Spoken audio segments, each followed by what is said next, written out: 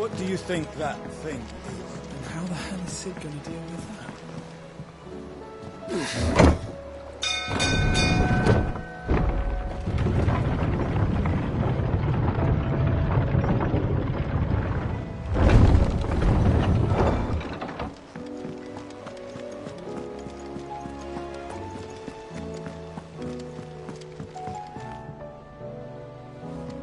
Sid, I was wondering if you could help me. It depends what with. A bearer, but recently freed from his bonds, is keen to join the Curse Breakers. As you know, the work we do is not easy, which is why we test every volunteer's suitability. I was hoping you could oversee this one's evaluation. I don't mind, but why this one? Because he wants to be a scout. Our ranks are filled with men and women capable of breaking chains and putting slavers to the sword. But scouting? We're few with the nose for that, which is why we still rely so heavily on Gav. And since he accompanies you on so many of your missions, I thought you might be better placed to recognize the traits in him that we should look for in those who'd fill his boots. Sounds reasonable.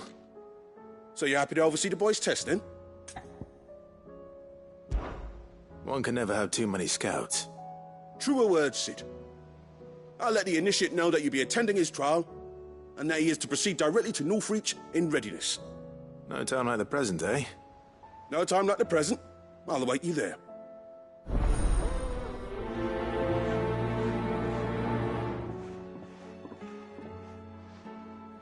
Northreach. I don't suppose they could have chosen somewhere closer.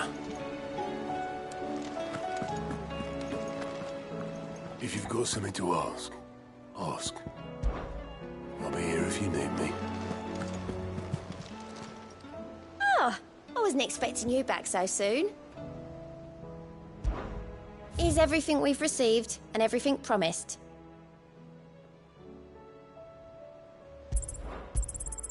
You earned this. Come again. I may have more for you.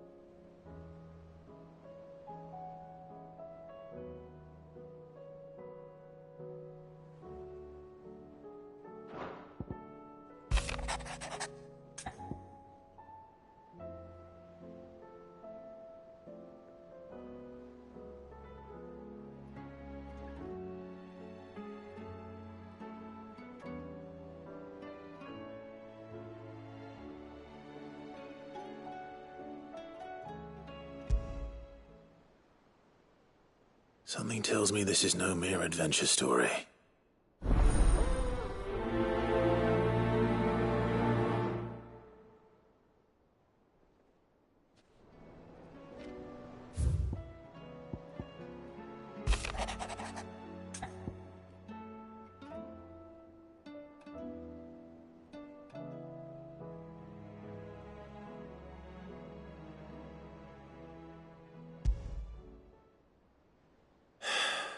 What is it this time, Torgal?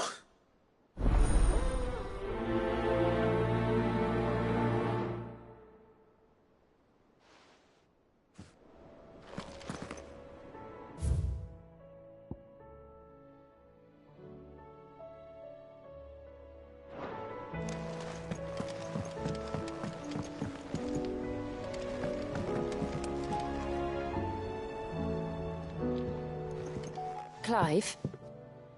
Do you have a moment? Of course. Always. I wanted to give you something. Is this? I stitched it from the cloth you gave Hortense. The piece she said you liked best. I told her I used to enjoy needlework, but I didn't think she'd remember. It's beautiful, Jill. You didn't have to. When I was very little, I recall my mother telling me that young ladies of the court would give knights ribbons from their hair before they went off to war. I still wear mine, so I made you this instead. Red is the color of passion, the fire in your heart. Fierce and bright, it binds you and your brother, you and your friends, you and me. Our bond. May it never be broken. And may it ever bring you back to me. I will always, always be here. Thank you, Jill.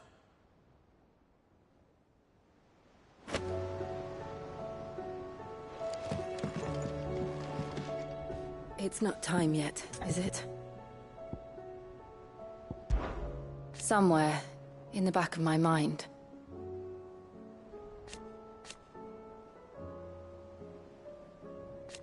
I know.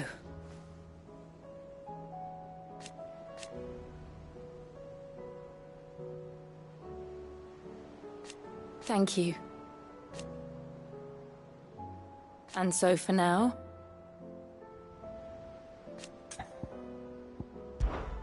Right.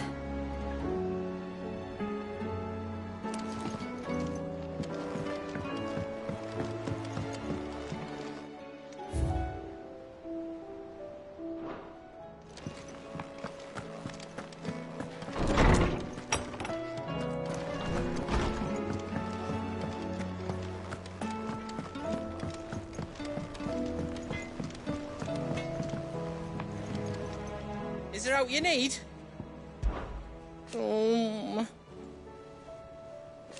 It's hardly everything.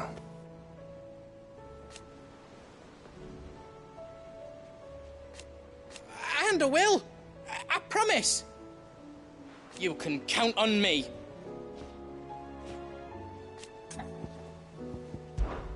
Be seeing ya. Say what you will. Lady Karen has seen us.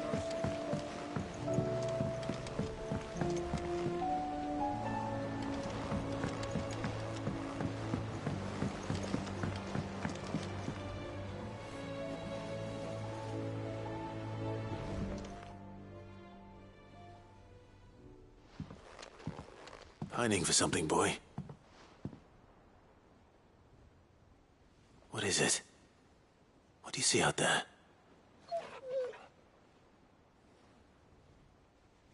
I never did ask where you got that anklet of yours. From Sid, that's why. On the day he brought him home. That long ago? And you're only thinking to ask this now? Sid saw that the pup had a habit of gnawing on his leg, since you ask. Clap that there iron on him to keep him from doing it. What was wrong, boy? I'll take like as not. Must have been hard on the poor whelp losing his loving masters at such a young age. Doubly hard in being a frost wolf, torn away from his icons and all. Sid would always tell him, you want that iron gone, you find what it is you're looking for. I reckon what he was looking for was you. I'm sorry, Torgal. Sorry for making you wait so long. Let's get that thing off you.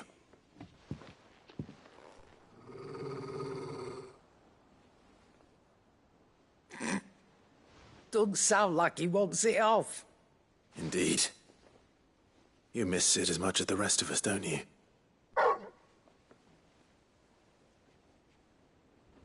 You want me to go with you somewhere?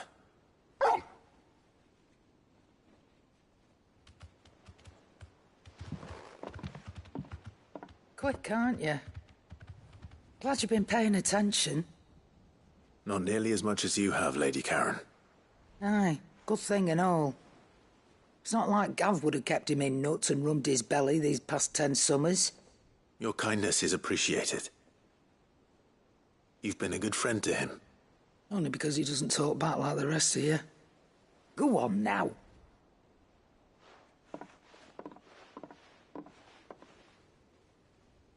Where to then, Torgal?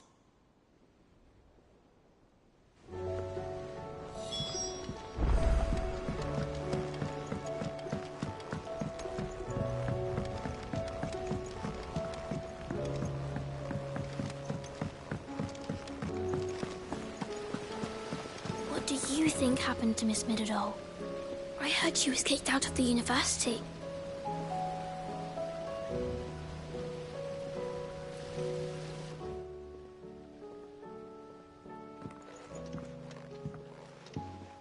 Sid, you have to help us. With what? You didn't take apart another of Mid's contraptions, did you? No. Well, yes, but that's not what we want to talk to you about. It's Miss Middledore. She's been acting strange. Very strange. She's barely ever around. When she is, she acts like we aren't even there. Her head's in a crowd. In the clouds. That's what I said. In the clouds. Well, she does have a lot on her mind. When did you last see her? Not long ago. Right after she got back from saving you from Stonear. Then it's probably just about the Enterprise. It did take quite a battering on the way there and back. You didn't break it, did you, Sid? You really should be more careful around Miss Middeldore's inventions. Don't listen to her. Even if you did break the Enterprise, you could put it back together, couldn't you? But who's gonna put Miss Middledore back together? She seems really sad.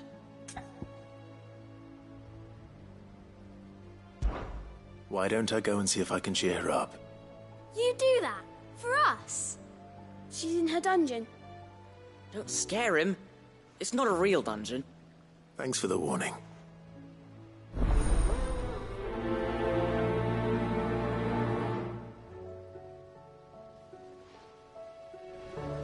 Miss Shirley says we're not allowed in the dungeon. But Miss Middledore doesn't mind.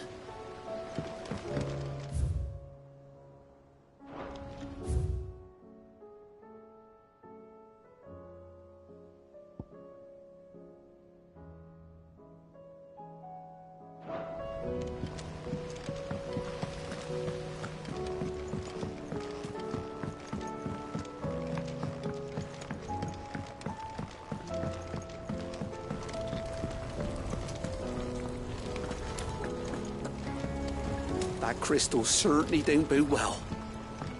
Just think of all the secrets it must hold. Here.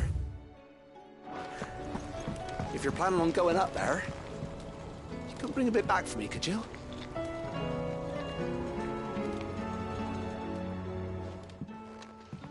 Mid, if you have a... That's it! I knew it! The answer was right here under my arse all along! If this doesn't steer to the skies, nothing will. To the skies? You aren't trying to give the Enterprise wings, are you? What else would I be doing? The children seem to think you're avoiding them. They're worried about you. Is this really so important that you need to shut yourself away from everyone? The Enterprise is already the fastest ship in the realm, and that's with the sea beneath her. But what if she weren't bound to the waves? What if she weren't bound to anything at all? It's not fair. The gods get the skies all to themselves, so I'm gonna do something about it. The Fallen had their chance, but they relied too much on magic. And see where that got them? But not me. I've discovered how to do it without. Well, almost. First, I need to make a prototype. And is that a one-woman job? Are you volunteering? I'll have you know the Enterprise is my baby. But if her godfather's offering to lend a hand, I'd be happy to take it.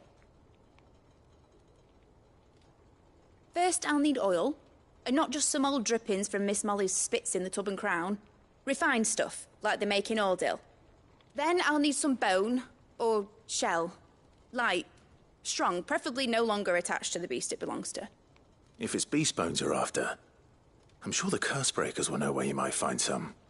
No, they'll know where you might find some. You're the one who offered to help, remember? I should speak with one of the curse breakers before I set off for Old Hill. See if I can't find this bone while I'm there as well. They make an oil down at the docks in Oldhill that's as slippery as the sea nasties they render it from. With that and the bone I told you about, I shall be able to finish the prototype.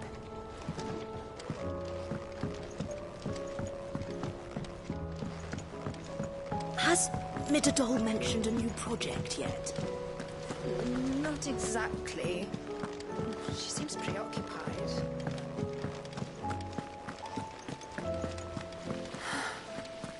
All this time, my heart has wandered hither and thither in search of the perfect companion.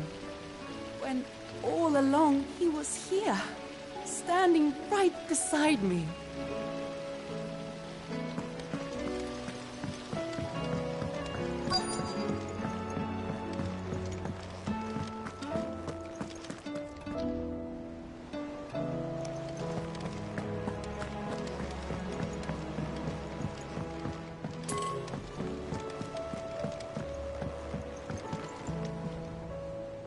Sid, do you have a moment?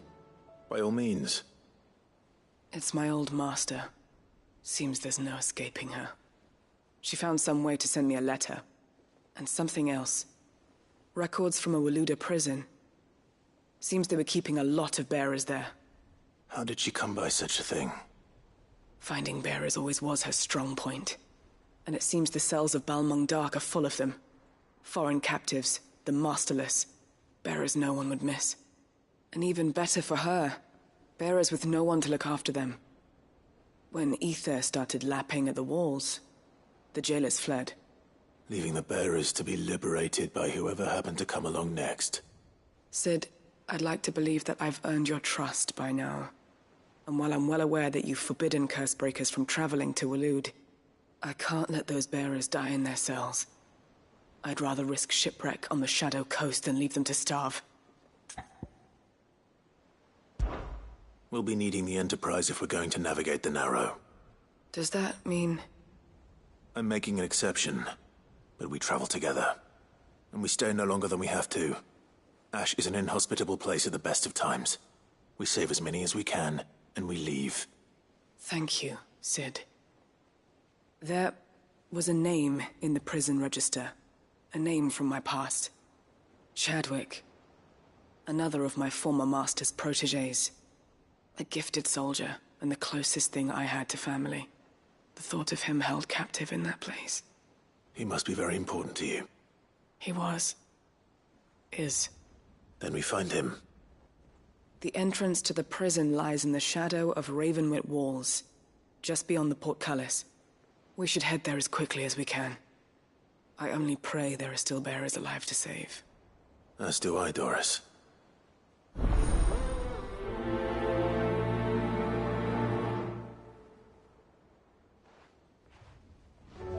How long has it been since the jailers of Balmung abandoned their charges? Without food or water, they won't last long.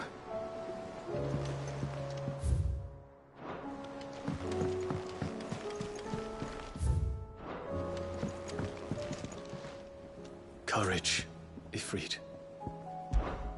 The time is nigh, Ifrit.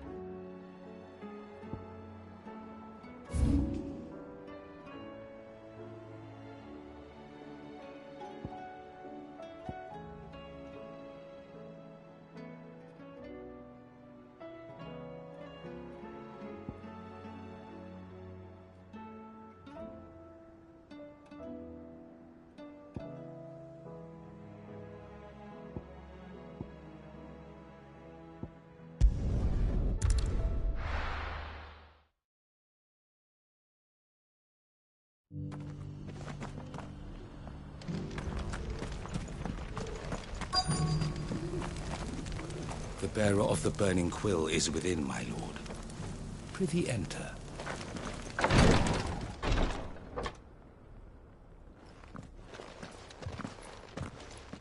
Your Grace, my lord. I trust your journey was not overly onerous. Cyril, you found a letter from Father? Yes, I have it here.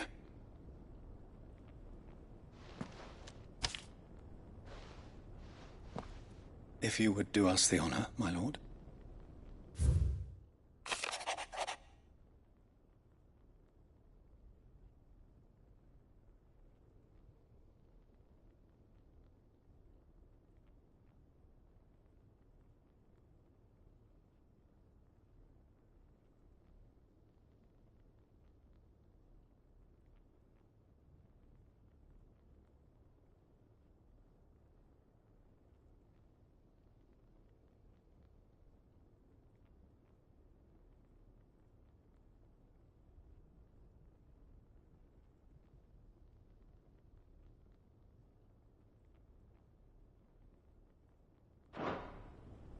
An inheritance.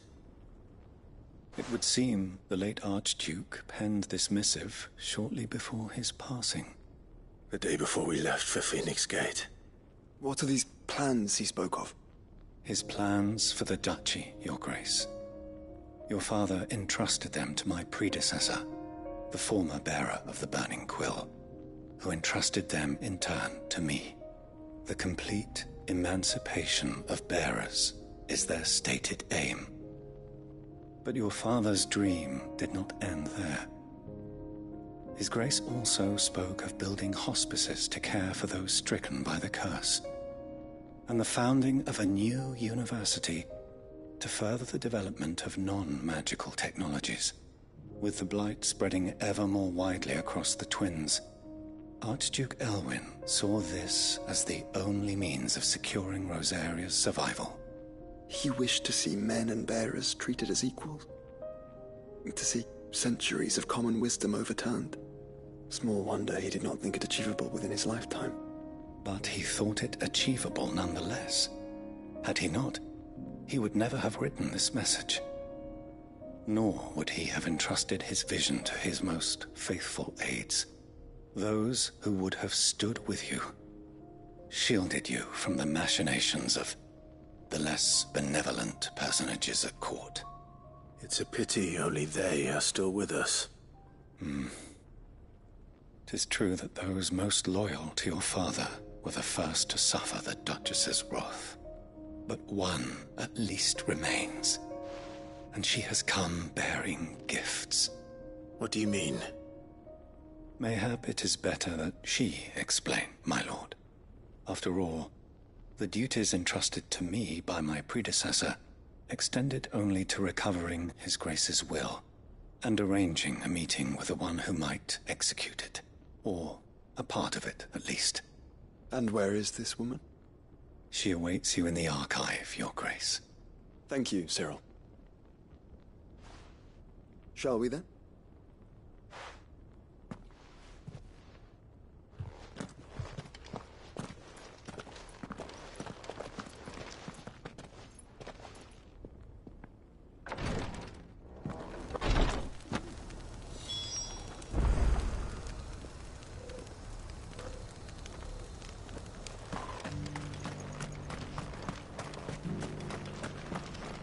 Are you buying or selling?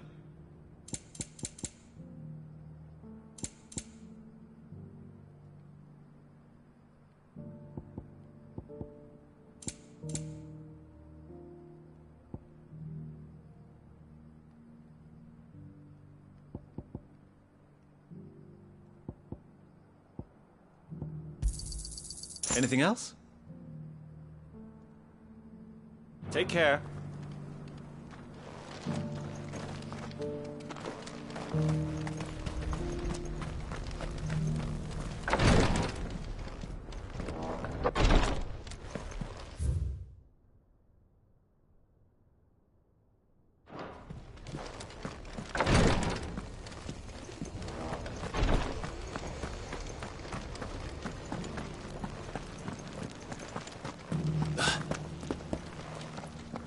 This is the Requietry, an archive where we of the Undying collect and collate our findings. Fragments of Ultima's true nature surely lie buried within these pages. We have only to unearth them.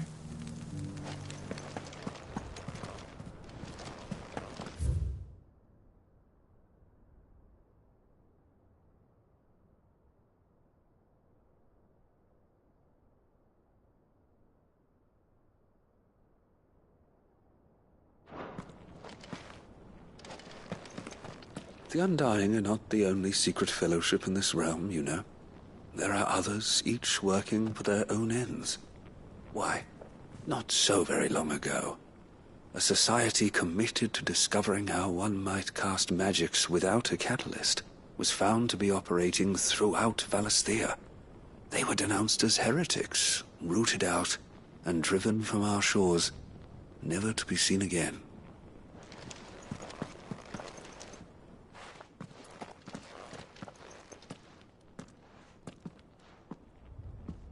My lord, your grace.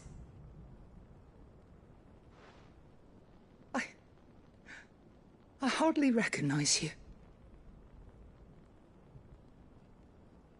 I am Goditha, retainer of House Rosfield, loyal servant to the Phoenix and his shields. Your father, the Archduke Elwyn, entrusted me with the delivery of a gift. I only hope you can forgive my tardiness in bringing it to you. Lift up your head, Lady Goditha. You have our gratitude for your service to our house and to our father. I merely did my duty, as any proud Rosarian would. My lady, perhaps you could explain a little more? What exactly is the gift you bring? As I'm sure you know, it has long been the custom for the children of House Rosfield to be presented with certain keepsakes upon their coming of age. Indeed it has. Our father often spoke of the day when our turn would come. And had he lived to see it, he would have presented you with the treasures I bear. Matching armbands for you both. Alas, he did not live. Indeed, he was taken from us even before they could be completed.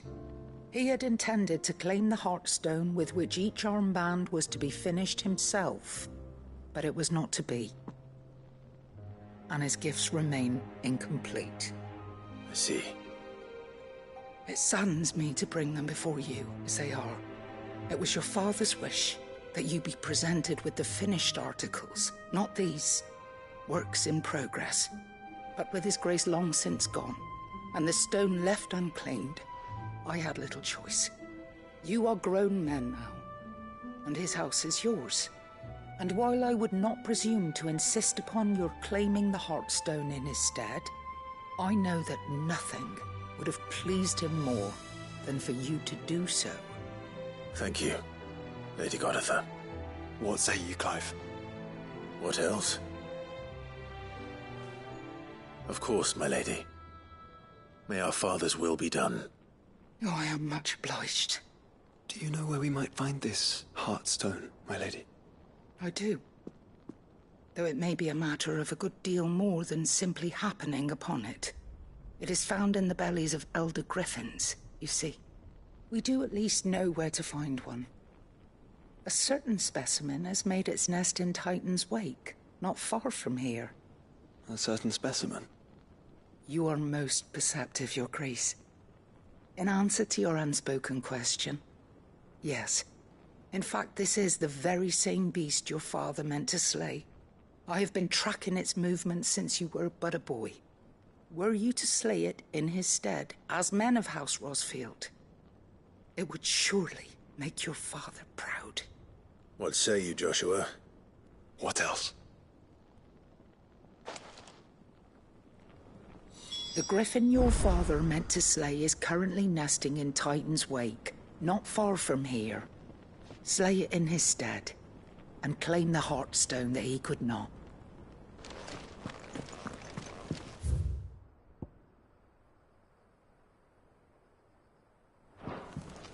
Titan's Wake is to the south of here.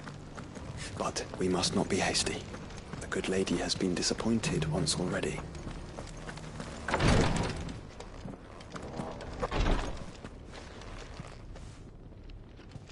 Lord Marquis, if you have a moment. What is it, Cyril? One of our brethren lately journeyed across the strait in order to pursue a new avenue of inquiry in our ongoing investigation. He sent an owl some while ago, but we have heard naught from him since. Was he surveying another fallen ruin? No. The object of his study was a savior cult that has arisen in Ash in recent years. We believe it may have some connection to the Circle of Malleus, an ancient religion that worshipped Ultima as its god. By gaining an understanding of this new faith, we hoped to learn more of the Circle's original beliefs. And so you sent one of your brothers to Ash, a continent teeming with orcs and Akashic. Fully cognizant of the risks, yes. I entrusted the mission to one of the most able of our order, the Third Chair, a master of the arts of combat and survival both. Though he has been silent for some days now, I have thus far refrained from sending any others in search of him, lest they be lost in turn. Yet, it seemed only right to inform you of the situation, given your unique experience of the perils of Ash. For as you so earnestly advised me, it would not do to abandon a man to his fate, when he might yet be saved.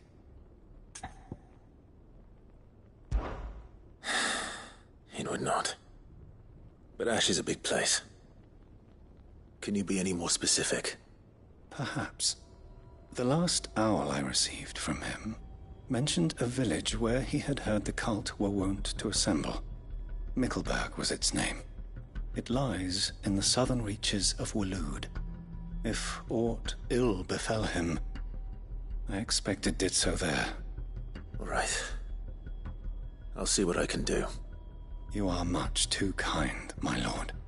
Go then, with my hopes, and may the Firebird's flame ever burn in your heart.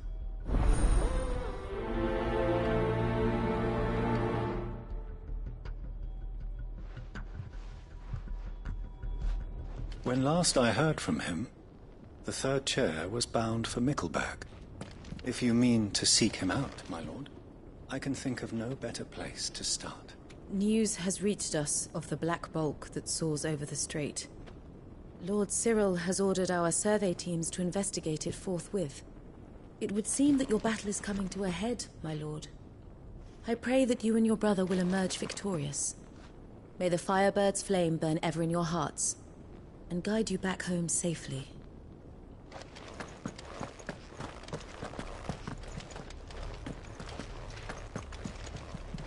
If this new faith really is an offshoot of the Circle of Malleus, then... Let's concentrate on finding the Third Chair first, shall we?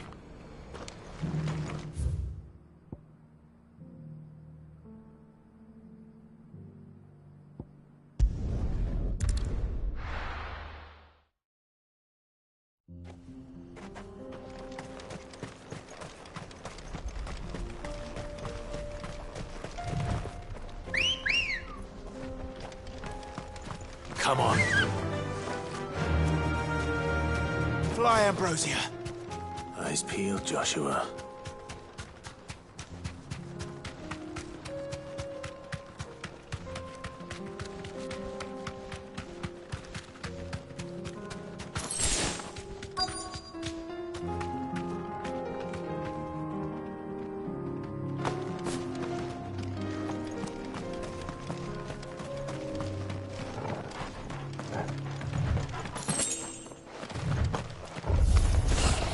There it is. The House Rossfield.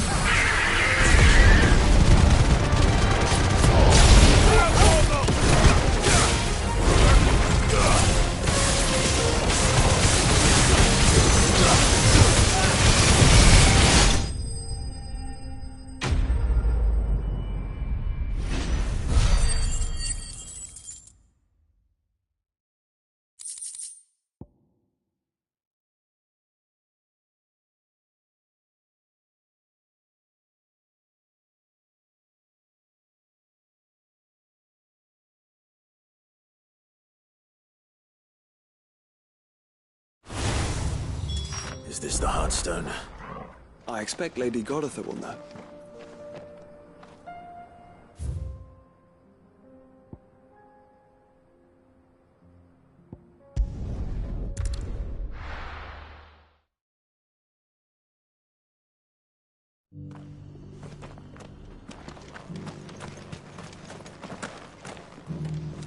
Here, take a look at my wares.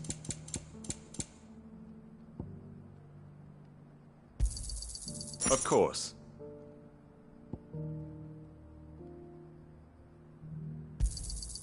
Anything else? A fine choice. Of course.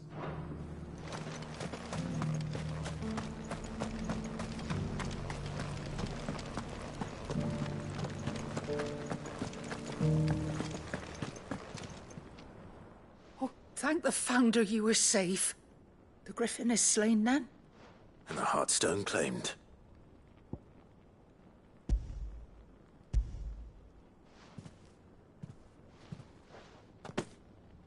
Yes.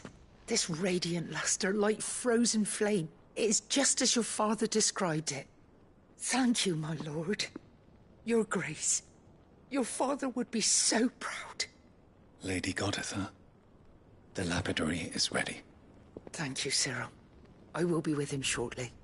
If you would excuse me, I shall have the stone cut and set forthwith.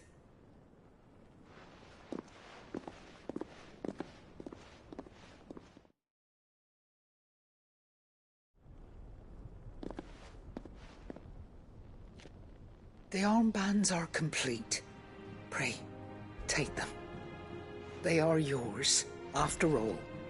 Heartstone is harder and more enduring than garnet, or even ruby. It symbolizes unwavering will and devotion. And the graven vines encircling the stone represent the unbreakable bonds between you. It's a message. Father knew we had enemies both inside and outside the duchy. Enemies who would thwart his vision. Only with unwavering devotion would it ever be realized. And only if we stood together, as Phoenix and Shield, as brothers in arms. Only then might those enemies be overcome. Indeed. His Grace knew the enormity of the task he would entrust to you, his heirs. But this was more than just a message. It was a promise. That he would always be with you. Thank you, Lady Goditha, for remaining the steadfast custodian of our father's will. Forgive me, my lady, but there is something I don't quite understand. The Undying told me that after Father died, Mother claimed all of the ducal treasures for her own. Even if the armbands were incomplete, she would surely not have overlooked them. So, how were you able to keep them from her? Because I was the keeper of the vault. Though I was but a lowly servant, your father spoke to me of his intentions for the bands, of the deep love he had for both of you, and his hopes for your future. In the days before the disaster at Phoenix Gate, I discovered that the Duchess had ordered her jewelry be sent away from the castle. It was then that I knew she meant to betray us. I tried to warn your father, but it was too late. When word of the fire reached Rosalith, I knew my time was short. So I took up the armbands and I fled into the night. And thank the Founder you did. Yet my duty to your father was incomplete. Not knowing what else to do, I followed the Griffin, thinking I might claim the Heartstone on its passing. And so my pursuit continued, until Lord Cyril appeared before me. He informed me that His Grace's will had been recovered, and that his sons were alive and well. Lady Goditha, on behalf of my father and all the people of Rosaria, I thank you for your loyal service. As do I. Thank you, my lord. Your Grace, for coming back to us, for giving my service meaning.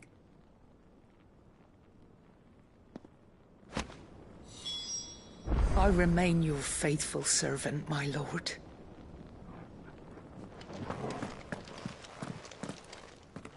The bands suit you well. It must be gratifying to finally receive the inheritance that was denied you for so long. It is. And we thank you for the part you played, Cyril.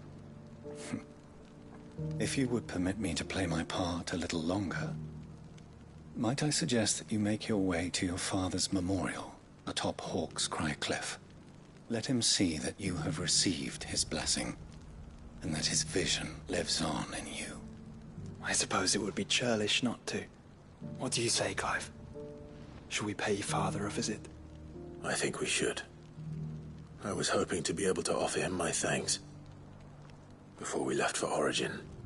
Your father's helm is enshrined there. It has been since the day we recovered it from Phoenix Gate. I prithee claim it, for it too is a part of your inheritance, and I do not doubt that your father would prefer it in your hands than perched upon some lonely rock. Thank you, Cyril.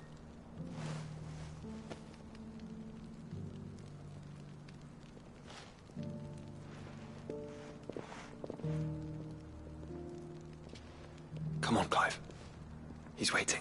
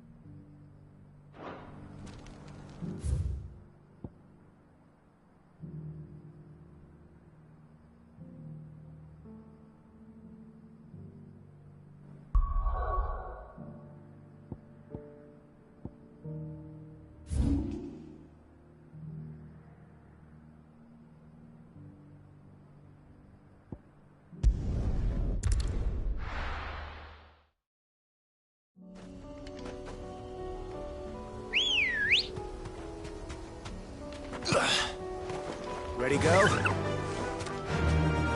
Run like the wind. Unwavering will and an unbreakable bond. Do you really think we're strong enough? To save the world? Of course. To have overcome Father's political enemies. Of that I'm less certain. Especially knowing what we know now. What Mother was truly capable of. But perhaps these bands would have helped. Knowing he was with us would have made all the difference.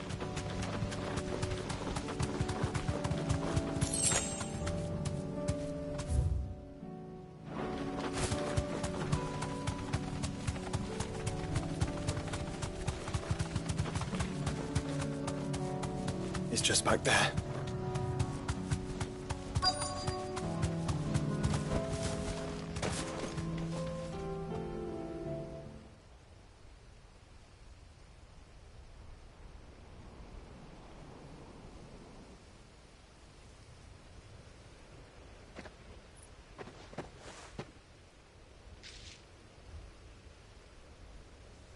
Father always fought for what he believed was right.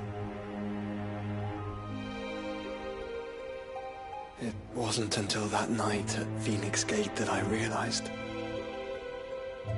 I had never fought for anything. I always had someone else to do the fighting for me.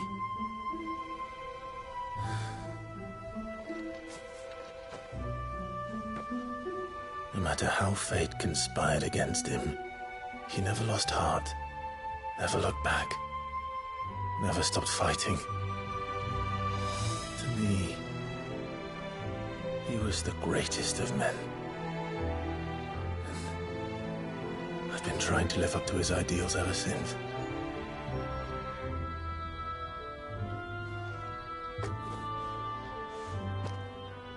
We all have, Clive. We all have. And we'll keep trying. Because that's what he would have wanted. would have done himself. Even if it meant standing against the very gods in the heavens. I shall be borrowing this, Father, if I may. That you might watch over us as we follow in your footsteps.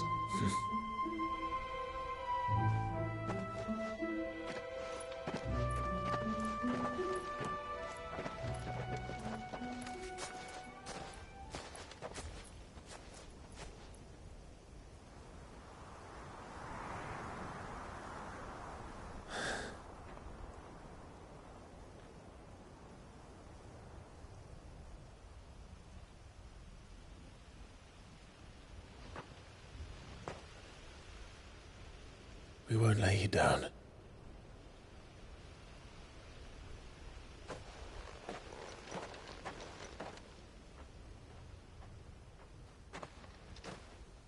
Onward, then? Onward. To the end. And to a new beginning.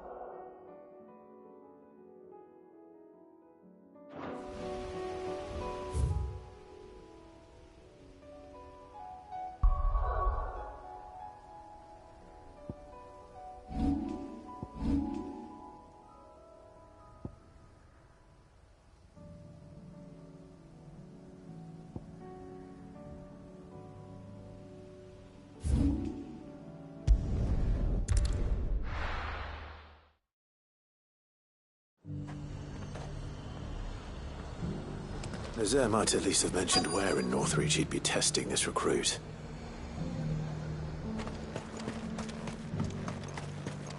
I'm nervous. Is it alright to be nervous? I don't care either way, so long as you do as I tell you. Well met, Sid. This is the Initiate.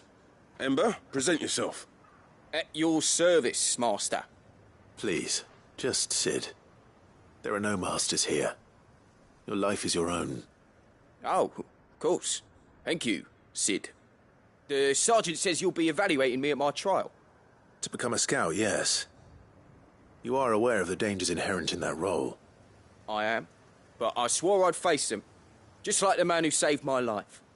And who would that be? Gav. It was him who found me and freed me. No magic, no support, just one man and his nose. Came and sniffed me out. It taught me what one man can do if he puts his mind to it. And I've been training ever since, so that one day I can be someone's saviour, just like Gav was mine. I'm sure he'd be flattered.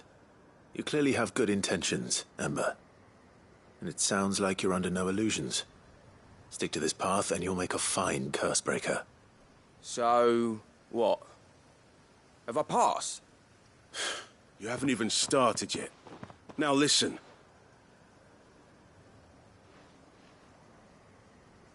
Not far from here is an Imperial lookout, Eastwatch.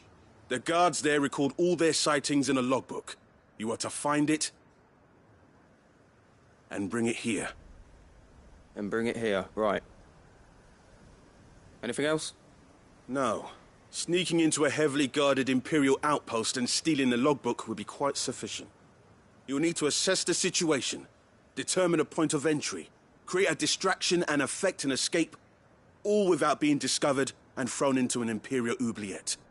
Ember, Gav isn't our best scout because he can do everything. It's essential that you know your limits. Know my limits, right. I won't let you down.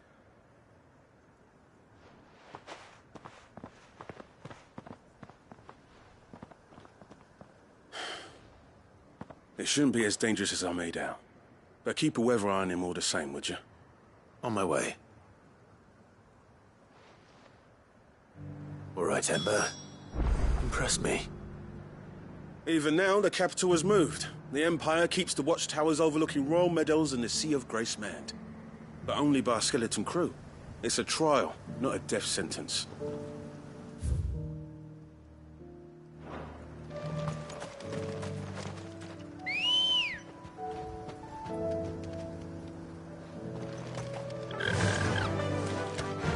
Faster!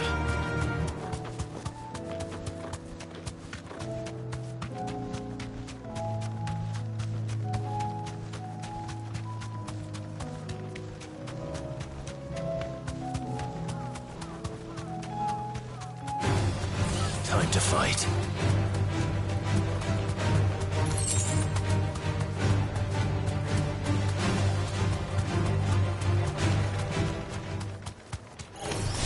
Don't get surrounded.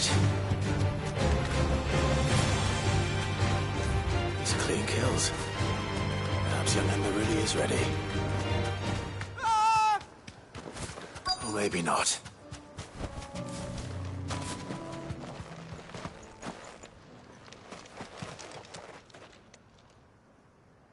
Damn it.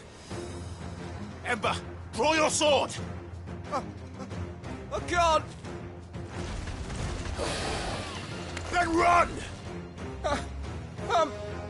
If you want him, you'll have to go through me.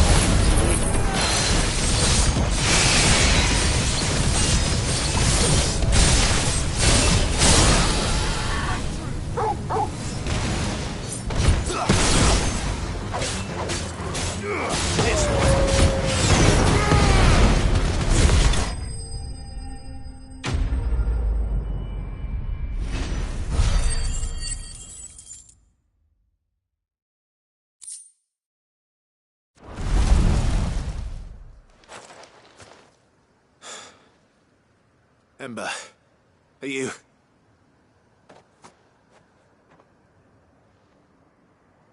Gone. Of course. Scouts really are a rare breed. Back to Northreach it is, then.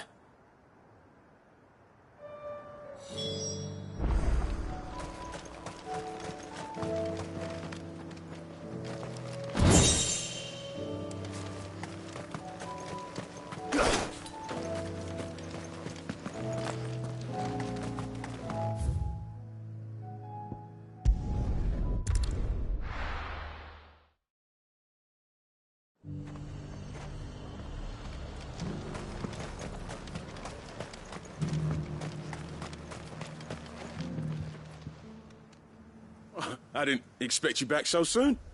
Where is Ember? How did he fare? I thought I'd find him with you. He must have fled. I followed him to Eastwatch, where I found him being set upon by a wild Avis. He was just standing there. Didn't even draw his sword. I had to step in and take care of things. But by the time I had, he was nowhere to be seen. I assumed he'd set off in your direction, but apparently not. Oh, I'm sorry, Sid. I knew the boy had a nervous streak, but he seemed like... The right man for the job? I believe this is the logbook you tasked me with retrieving. Eh? How did you... Don't you tell me you breached the tower while Sid was busy saving your skin. What? Wasn't that what you asked me to do? To bring the thing back without getting caught? He has you there, Nazaire. And he did it all on his own. But Sid, he did what he thought was best. And now I have to decide whether I agree. Of course. We'll await your evaluation back at the hideaway. Don't you leave my sight. Yes, Sergeant.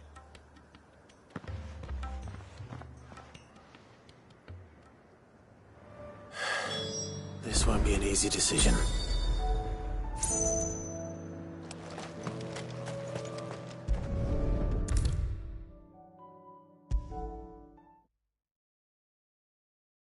You should have seen him. The thing didn't stand a chance. Yeah, neither did you, I hear. Welcome back, Sid. Welcome back, Sid. Yes. Welcome back. Trip wasn't too much of a pain in the arse, I hope. Truth be told, it was me who suggested roping you in to help with the trial.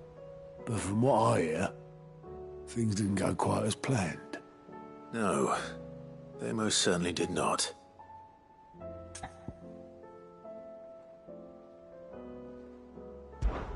Ember lost his nerve in the face of a beast of prey, but he didn't lose heart.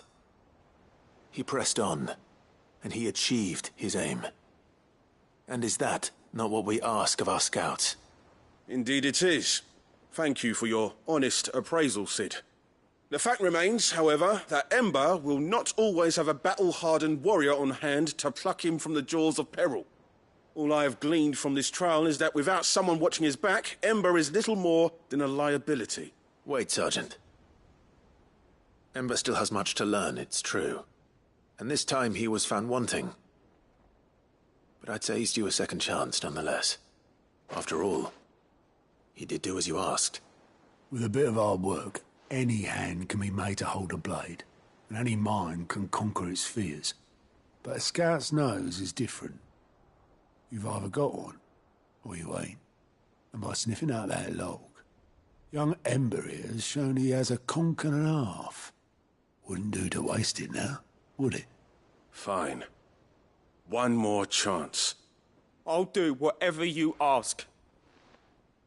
I'll spend my days and nights in the pit if I have to. I'll show you. Just you wait. Daft as a brush, that one. But his heart's in the right place. Just like someone else we know. And if you ask me, we've been leaning on him for far too long. That time the curse breakers took some of the weight off his shoulders, I reckon. It couldn't hurt. Just don't tell Gav I said so, will you? I won't have him thinking he's been hard done by. Next thing you know, he'll be asking for a day off. Chance would be a fine thing. Back to work. Forgive me, Sid. This did not play out as I expected. Things rarely do these days. But that's why we need men like Ember more than ever. Men who can make the best out of a bad situation. Remember that. I will, Sid. Thank you.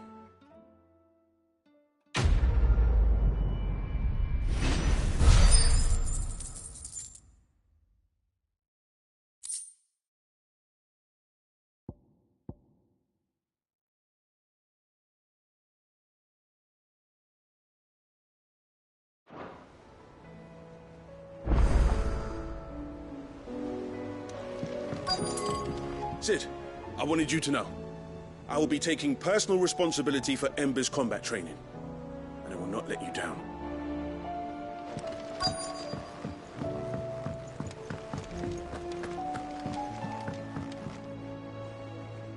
Vivian, I read your note, and I'd be happy to help you find the book you're looking for.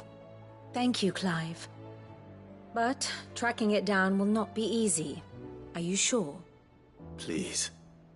You have always granted me your wisdom and insight whenever I asked. It's only right that I return the favor. Or at least attempt to. You are too kind. Alas, what I ask of you is rather more trying than delivering the odd lecture. I spoke with Harpocrates to see if he had any inkling as to where another copy might be found, but... But perhaps it is best that you hear the details from him. If you say so. Forgive me, Clive, for asking this of you. But this book, it set me on the path to becoming who I am today. Its importance cannot be overstated.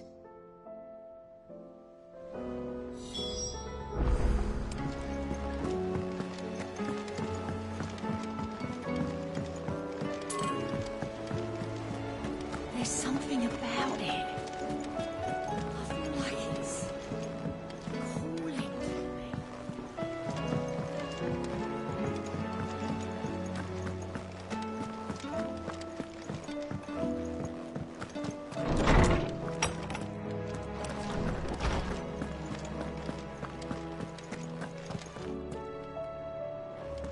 Ah, Clive, my boy. What a pleasure it is to see you.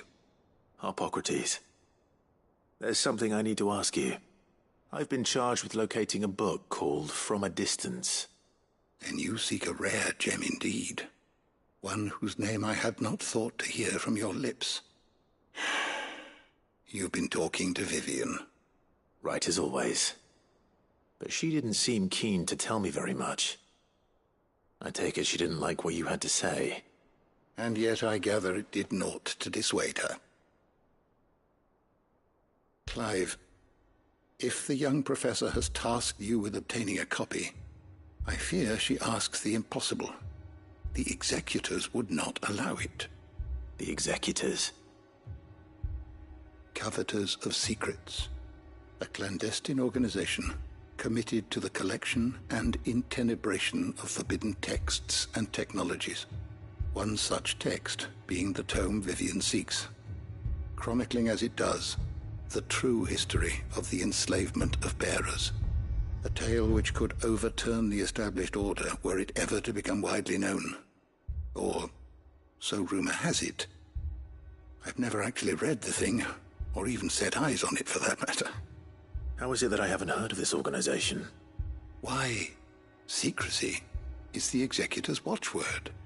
They lurk in the shadows, emerging only to seize that which must be seized, be it books, inventions, or people, before disappearing again, leaving nary a trace.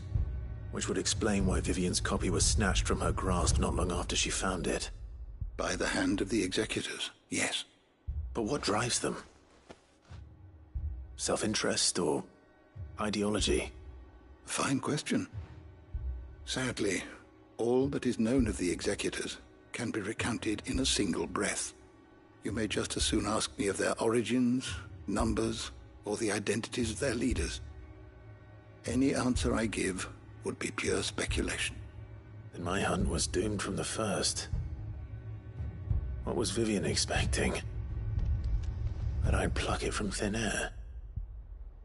Not from thin air, no. From ash. Rumors of the executors are rife among the scholars of Storm, but rather less so across the strait. I have a friend.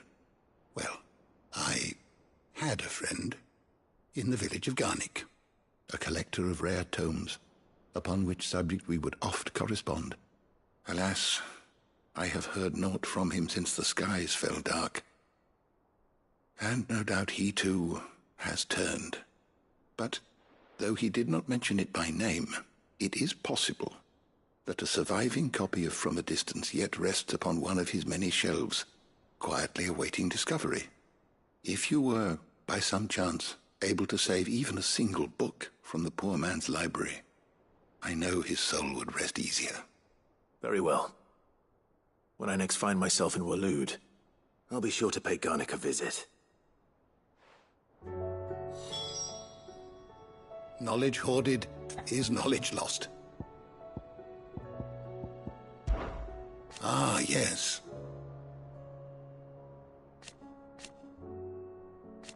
Indeed.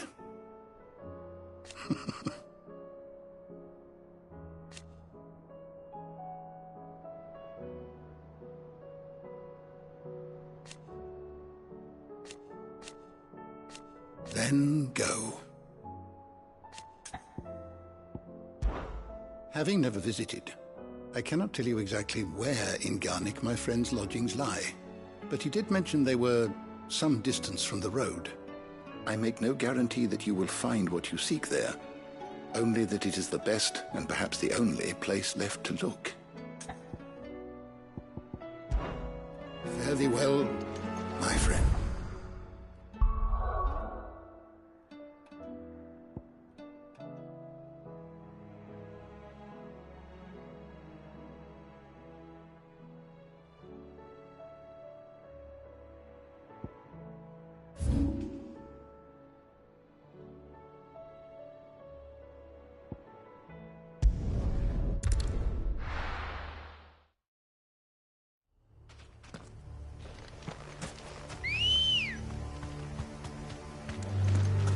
Ready, go? Yeah!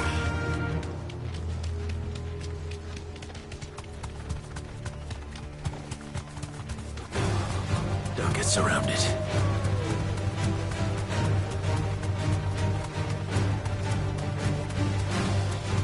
Caution, brother.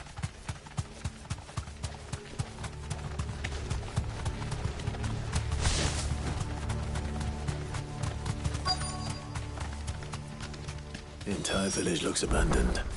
Now, which house would a bookworm live in?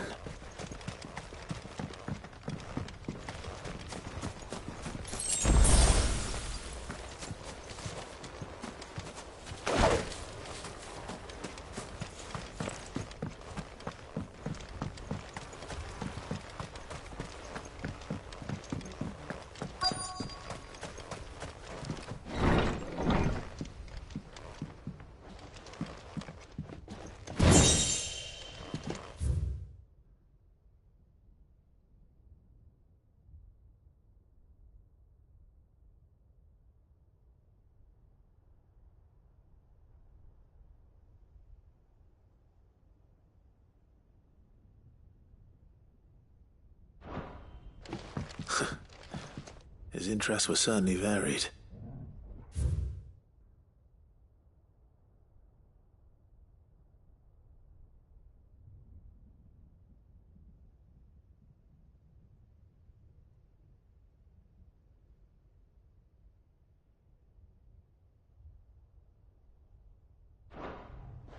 This is a Royal Army logbook. Did he take this from the local barracks?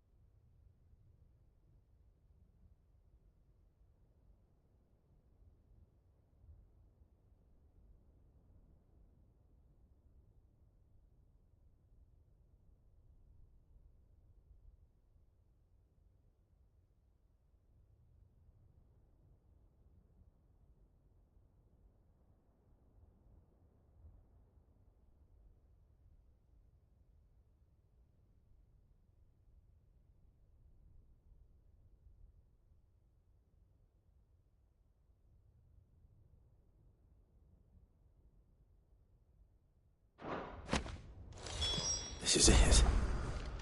But if what it says is true, I need to get this back to the hideaway.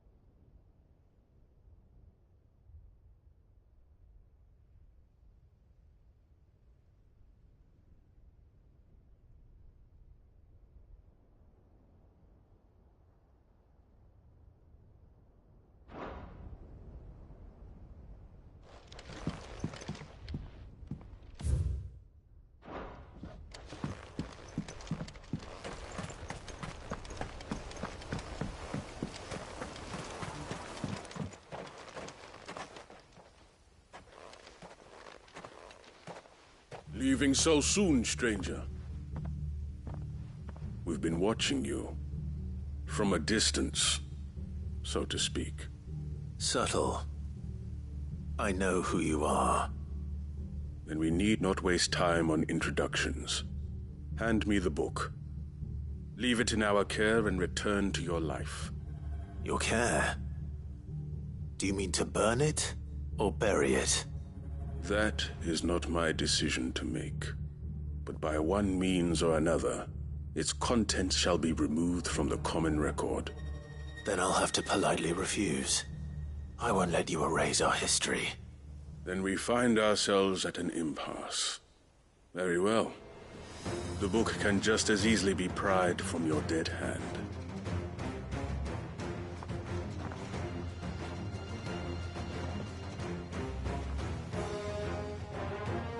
Let's see, shall we?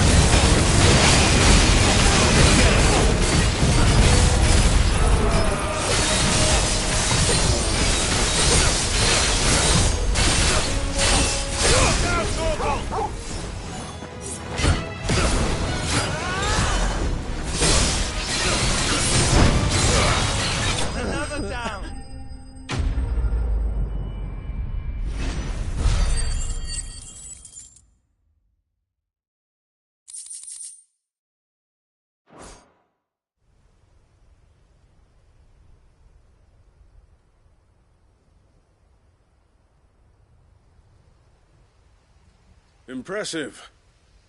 But we have other means. We shall claim the book yet. Why do you want it so badly anyway? It lays out in no uncertain terms the vanity and avarice of mankind. It tells the shameful history of the persecution and oppression of a gifted few by a giftless many. Would you say that this interpretation was correct? I don't know. You don't know. Your sword may be sharp, but your wits are dull. So let me answer for you. There is no correct interpretation of history. That a series of events took place may be proved beyond a doubt. But there can be no single, immutable explanation as to why they came to pass. It is a question of numbers and of belief. If enough people believe that a set of events occurred for a reason, that belief becomes the truth. So you're trying to control the truth? We are trying to protect people from themselves, from knowledge that would bring them naught but pain. That is all. You may keep the book, for now. The world is small. We shall meet again. Until then. Wait! Damn it. Let's get this back to Vivian. Perhaps she can explain what that was all about.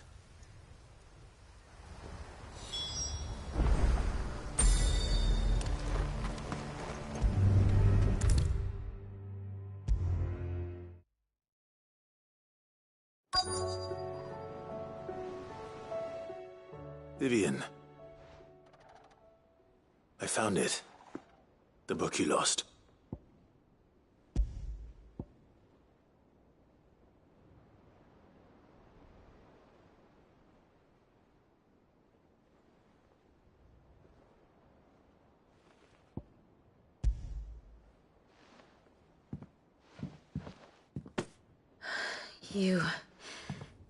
You found it.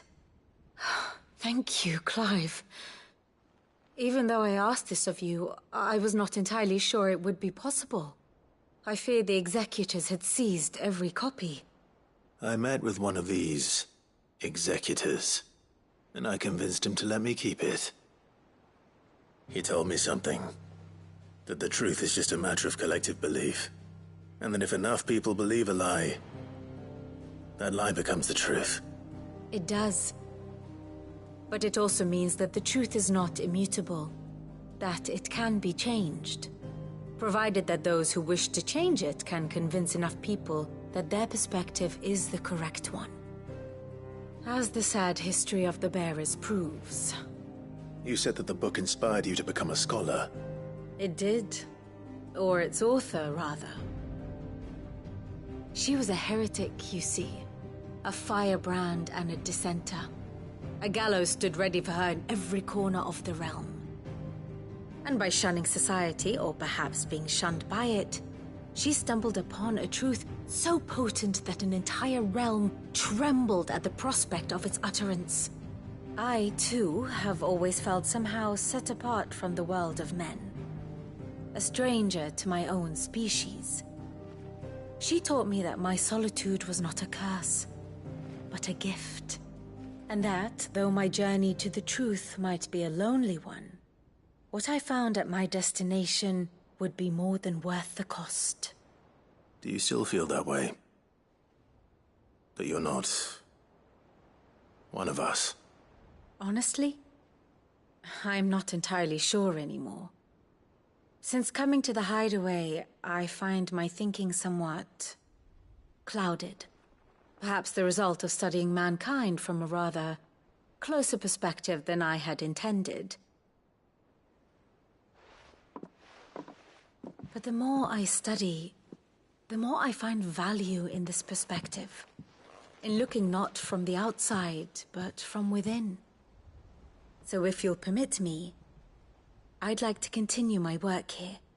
Remember, Clive, when enough people believe, belief begets truth.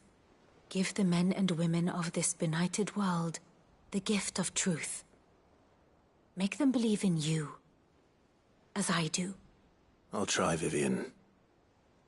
I'll try.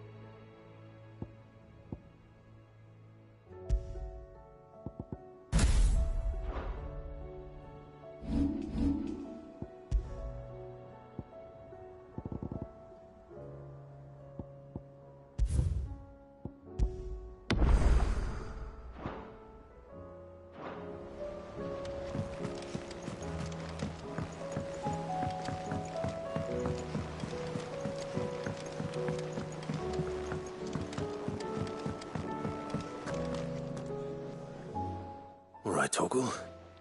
Where are you taking me? I'm going to need a little bit more than that, boy. Do you have a better hint for me? Unless... you've already given me one. Back on the rear deck, you were looking west, toward Rosaria.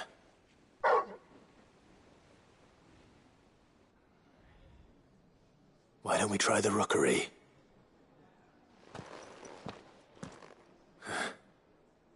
I haven't been to the island in almost 20 years.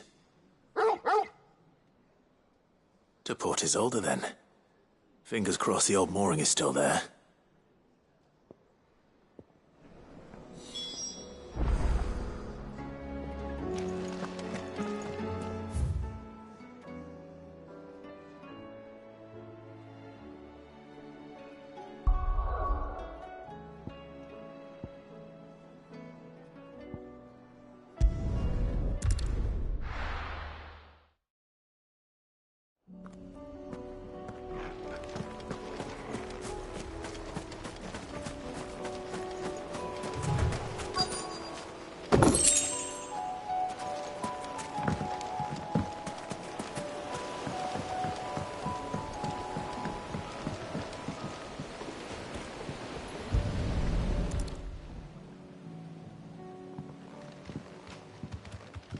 It's still here.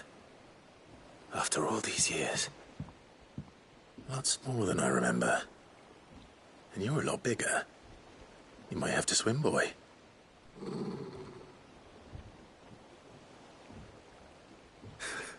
I wasn't being serious. You two go on without me. I doubt that boat will hold a third. If you're sure, we won't be long. Hop in, boy.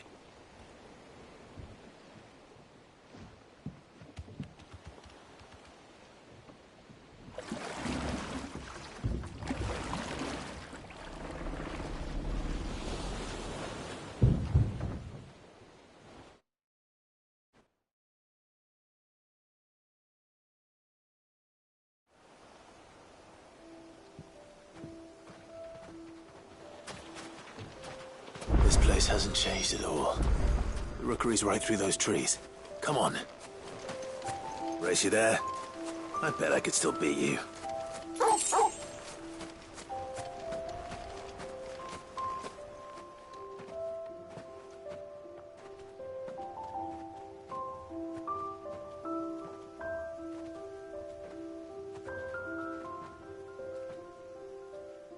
Here we are. This was our hideaway. Wasn't it, Torgal?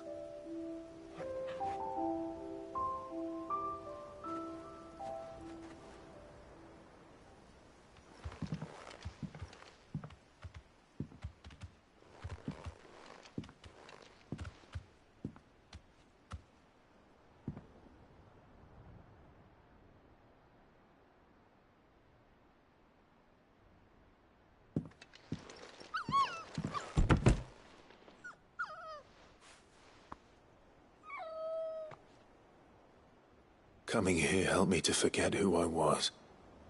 Or wasn't. Prince, shield. Son his mother could love. Had I been any one of those things? Perhaps.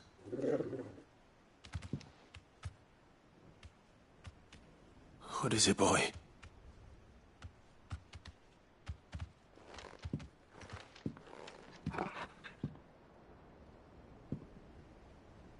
This is all from the castle. In Phoenix Gate. Did you bring these here?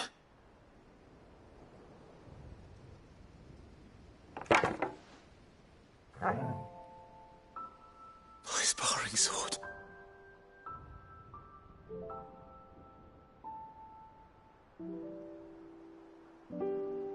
Well, well. You never stopped looking for me, did you, boy?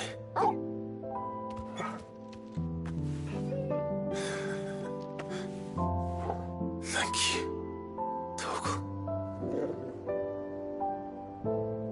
For never giving up. For never forgetting.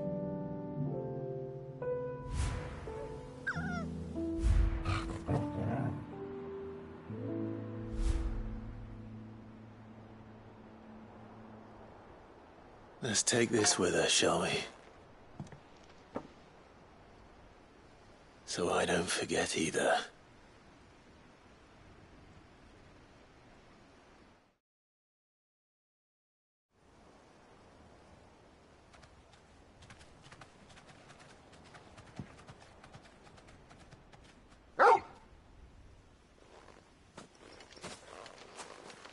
That's not the way back to the boat, Torgal. All right. I'm coming.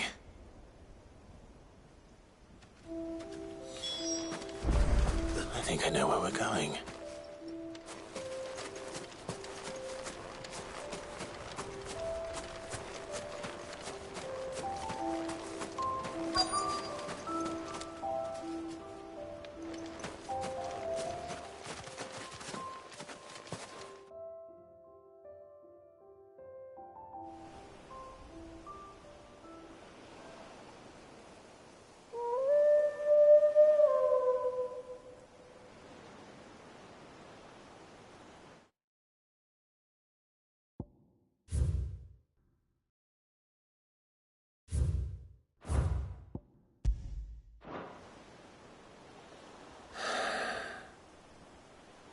People always talk about the importance of putting the past behind you. But without it, we wouldn't be who we are today. And we certainly couldn't steer our way to a better tomorrow. Come on, Torgal. Let's go home.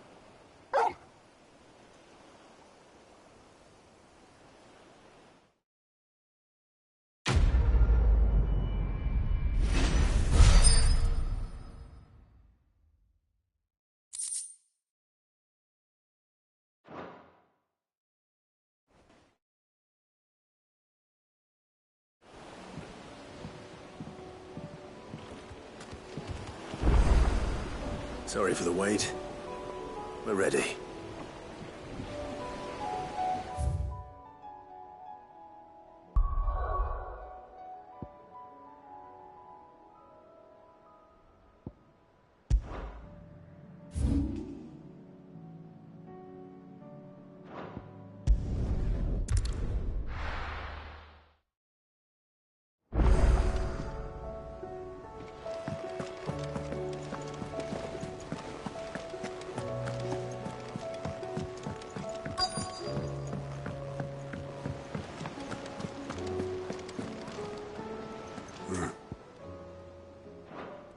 I know you'll do right by us, Clive. All right, Sid. Come to buy us around, have you? Only if you earn it. Mid needs a piece of light but durable bone for her next project. You've encountered your share of beasts on your travels across the realm. Any ideas? Most bones are the same. Whack 'em hard enough and they'll break. If it's durability you're looking for, shell will serve you better. You know what an adamantus is? I do. And I know to give them a wide berth. Will any old adamantus do? Well, with shells, the older the harder. There's a rumour of an ancient adamantus down in Karava, near Old Bidza, or what's left of the village anyway. But don't expect to make quick work of the bastard. There's a reason it's lived as long as it has. I'll keep that in mind. Thank you. Normally I wouldn't recommend going anywhere near an adamantus, let alone one that's had a few centuries to let its temper simmer. They're mean bastards, and they only get meaner with age. Why do you think the village of Old Bidza was abandoned? Normally I wouldn't recommend go...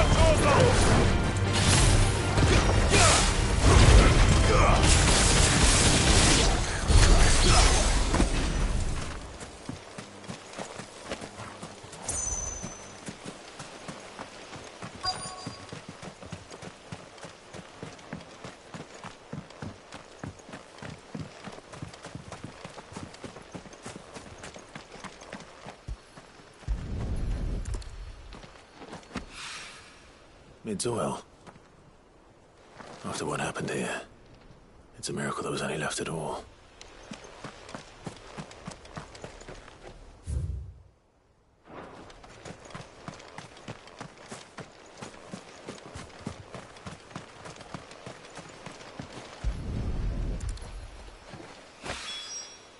This should be enough.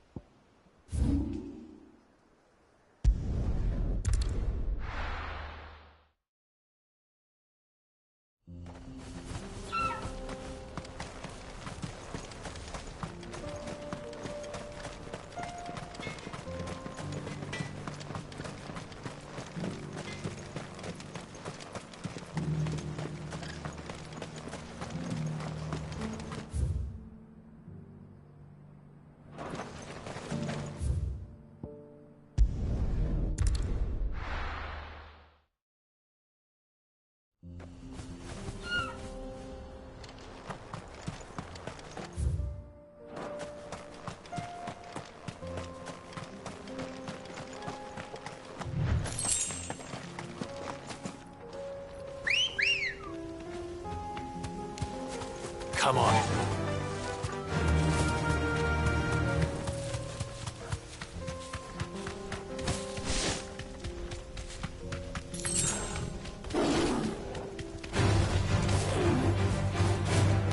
Here we are again.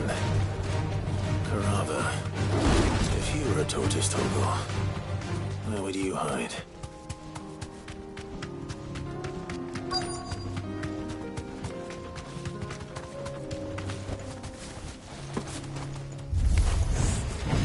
Like we found him.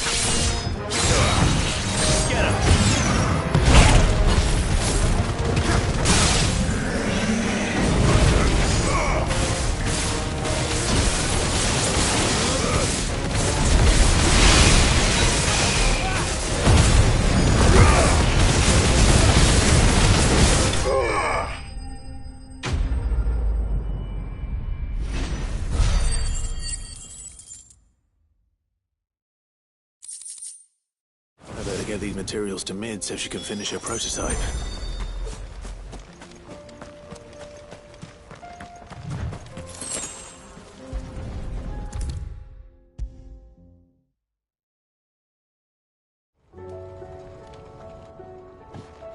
Mid, tell me this is all you need.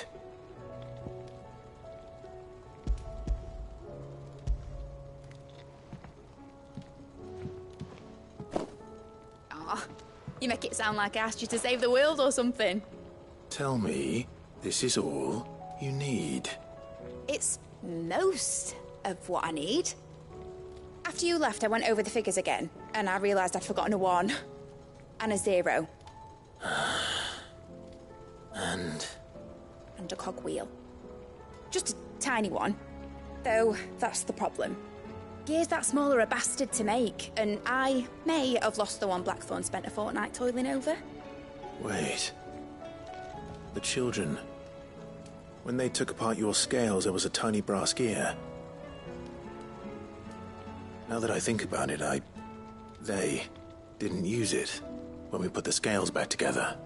The young'uns? But why would they... You know what? I don't want to know. I'll keep working on the model.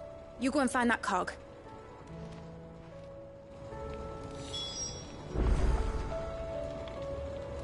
Don't look at me like that, Clive. I already apologised to Blackthorn. Miserable old bugger. Besides, you can't expect me to keep track of every nut and nail floating about this place. It's a mess.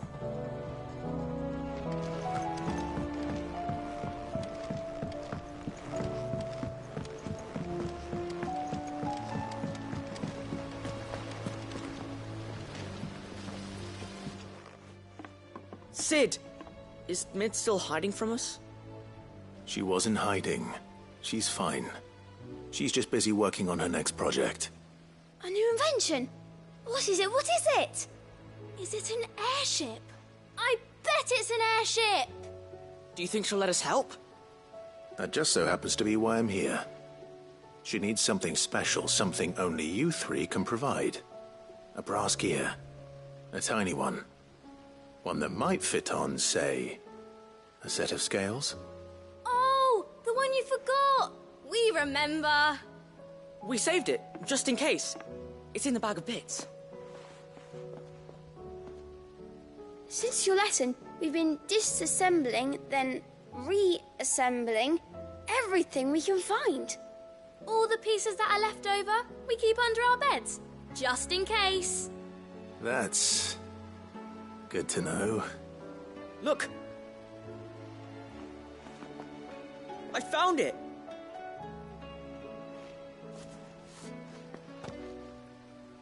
Is that all? Just the gear? We have more parts if Mid needs them. That's all for now. But I'll let Mid know about your hoard. Just in case. Thanks, Sid. Back for another part? We've got screws and bolts and nails and knobbles and noodles and,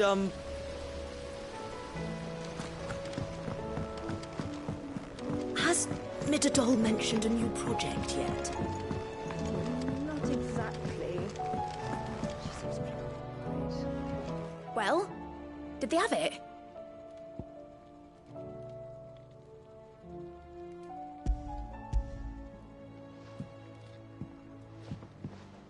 They did. And they kept it somewhere nice and safe. Will it work? Will it work? He's perfect! You're a genius, Clive.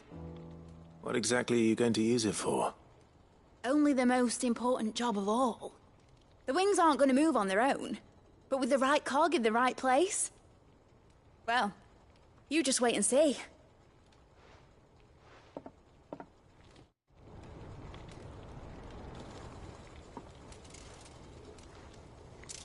That should do it.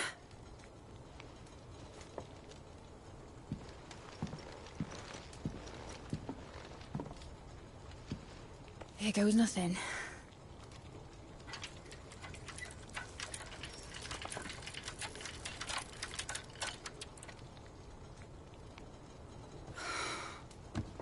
Titan's tits. It wasn't supposed to fly, was it? Of course it was supposed to fly. Wouldn't be much of an airship if it didn't. Honestly, these bloody engines are driving me mad. was so sure this would be the day she soared. The mithril engine was made to make dreams come true. But maybe this is one dream the world's better off without. Show folk how to take flying. It won't be long till they're raining death down on each other. People will lose their homes, children, their mums and their dads. Like I lost mine. I'm sorry. So am I, Clive. So am I. Sorry that I have to choose. Do I follow my head, or do I follow my heart?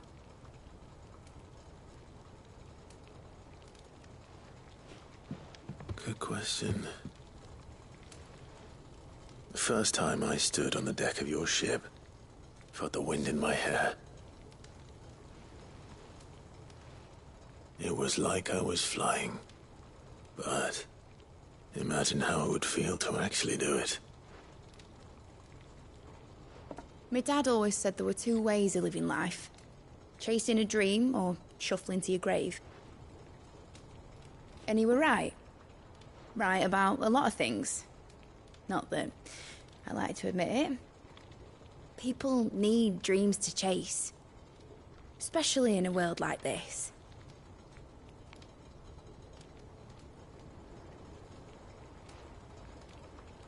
Right. When this is over, I'm gonna take all my mithril engines to Zemeckis and sling them over the edge. I won't have my dream end up turning into someone else's nightmare. But all that hard work... All that hard work will not be used for war, Jamie. But it isn't like it'll be gone.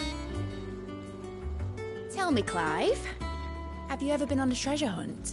Not since Joshua and I were boys. Why do you ask? Because I'm gonna bury the engine schematics and leave behind a little riddle telling people where to find them. A really hard one, so that only the most dedicated dreamers will ever be able to work it out.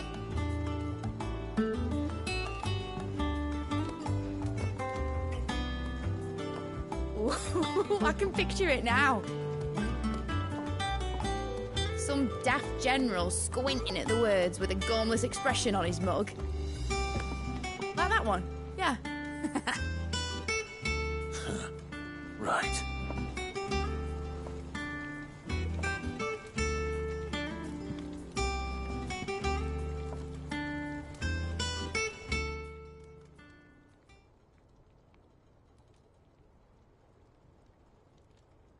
Of course, if I'm putting this engine at the end of a treasure hunt, I'll still need to make it a treasure worth hunting for.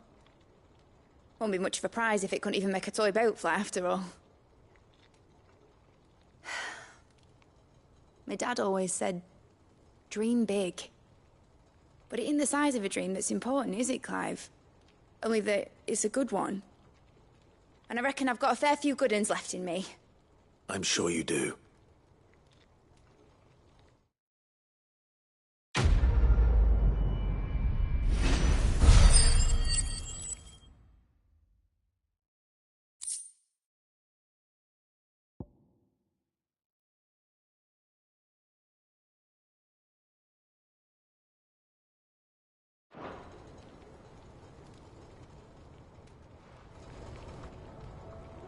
What shall I do with your model? You spent a lot of time on it. We both did. What, that old thing? Not healthy to cling to your failures, Clive. They'll weigh you down, you know. Sound advice. Still, I suppose my prototypes will probably be worth a fair bit when I'm as famous as Bart's the Builder.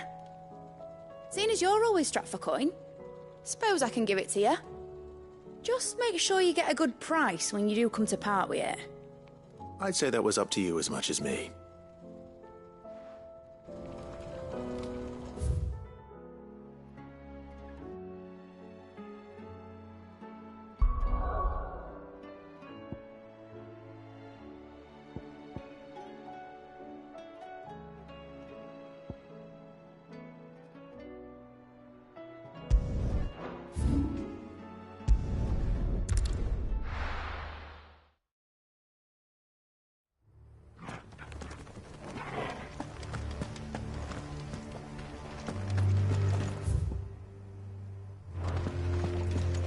Doris is waiting for me near Balmung Dark.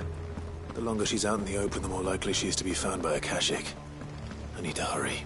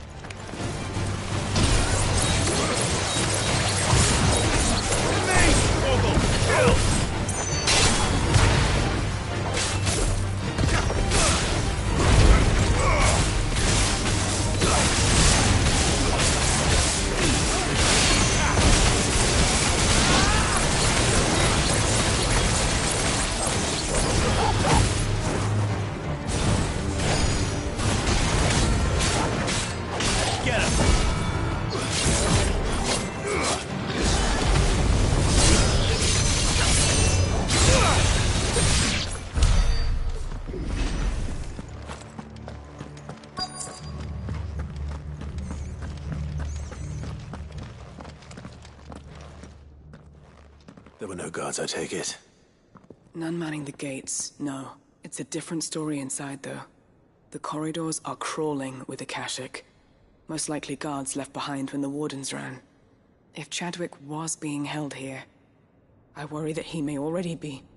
Don't give up hope just yet, but let's move quickly. Let me check the ground floor. The ether's thickest there. Then I'll search the upper level. Good luck, Sid. Stay safe.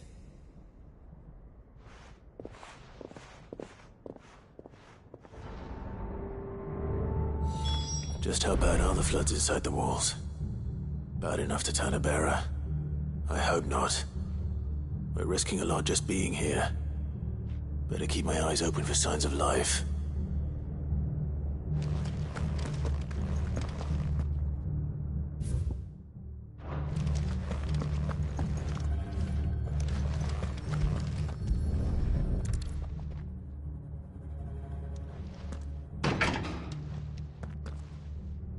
Locked up tight.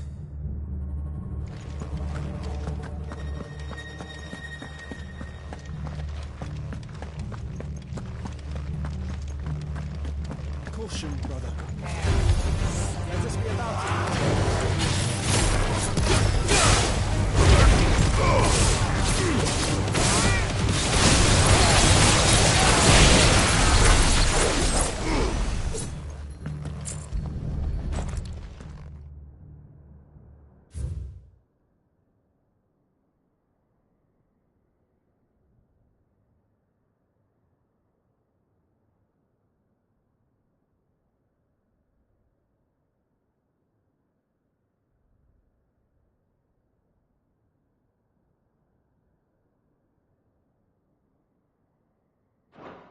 So this place was no ordinary prison. And I doubt they'll have taken the creature with them when they fled.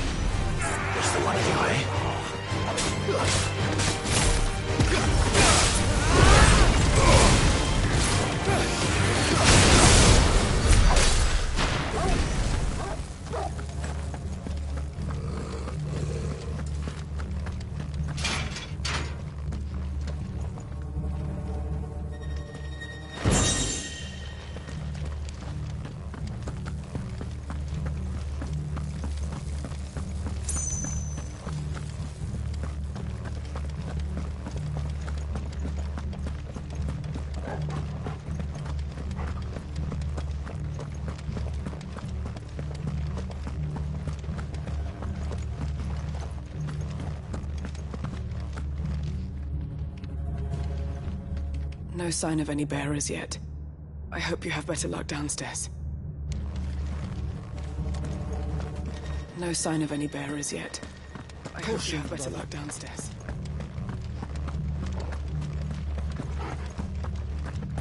Quiet.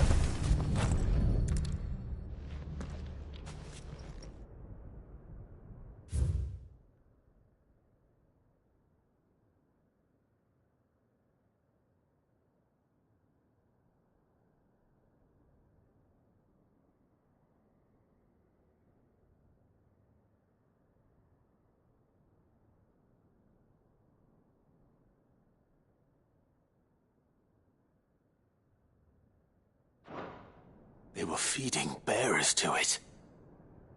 This is even worse than I'd feared.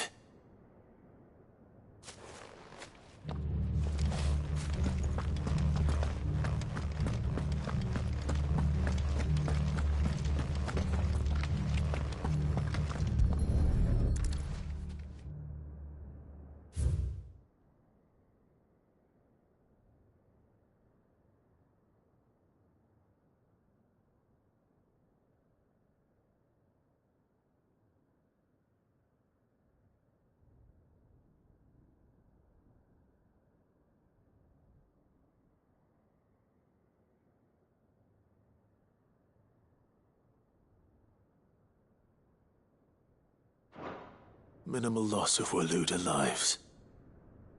And what happens when they run out of bearers? Even the Imperials take better care of their branded than that.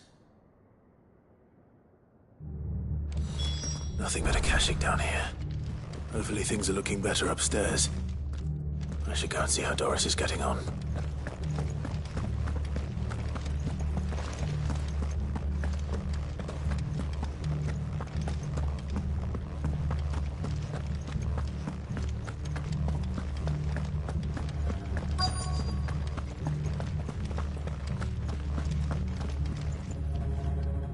No luck downstairs. But I did find out that this place was more than just a prison. Something far more sinister was happening here. I know. I've been reading some of these documents and... it can't be true, can it? Bearers die every day in service of their masters, but this is so much worse. Pitting bearers against a wild beast armed with nothing but their wits? And all in order to bring about more death. And not just those who could fight, but the elderly, children even. And those who wouldn't or couldn't were disposed of. Whatever that means. I'm afraid it means they were fed to the monstrosity they kept here. Then we're too late. And I was a fool to bring you here. Don't say that. Did you find anything else? A key. But it doesn't fit any of the locks on this floor. Perhaps it will fit one of the doors downstairs. There's a corridor I haven't searched yet. Finish up here, then come and find me when you're ready. All right. I'll be there in a moment.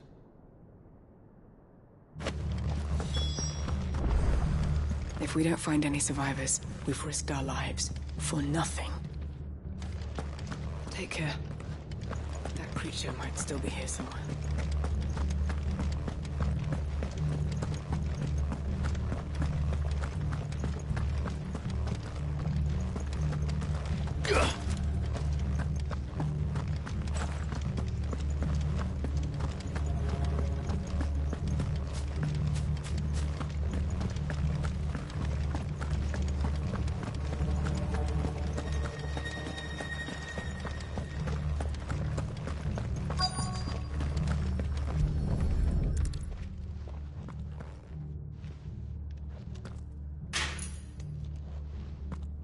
Let's see what we can find down here.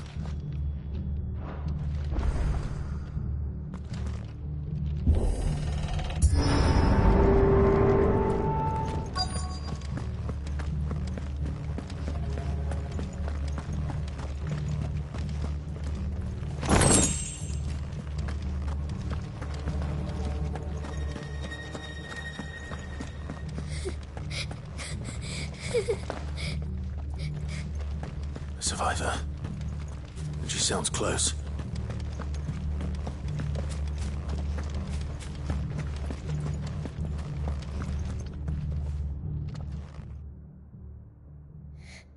Who are you? There's no need to be afraid. Are you alone? Are there any other survivors? Some of the guards. They're still here. But something's wrong with them. Everyone else was eaten by the monster. Of course there were. Thank the Founder. It was worth our coming. But I'd rather we didn't linger. Are you ready? Ready when you are. You poor thing. He must have been terrified. Did Chadwick send you? What? He fought the monster. Distracted it so I could run away. He must have sent you. He promised to free the others too. Where is he? He opened your cell, didn't he? He wouldn't be here otherwise. Chadwick.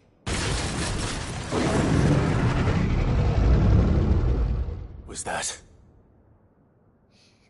Monster's back! Chadwick, help! We have to get out of here. Doris, keep the girl safe. All right. You put that bearer-eating bastard in the ground.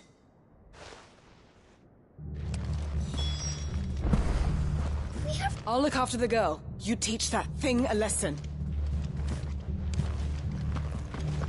It's out there waiting for me. I can't let it live. Not if it's got a taste for bearers.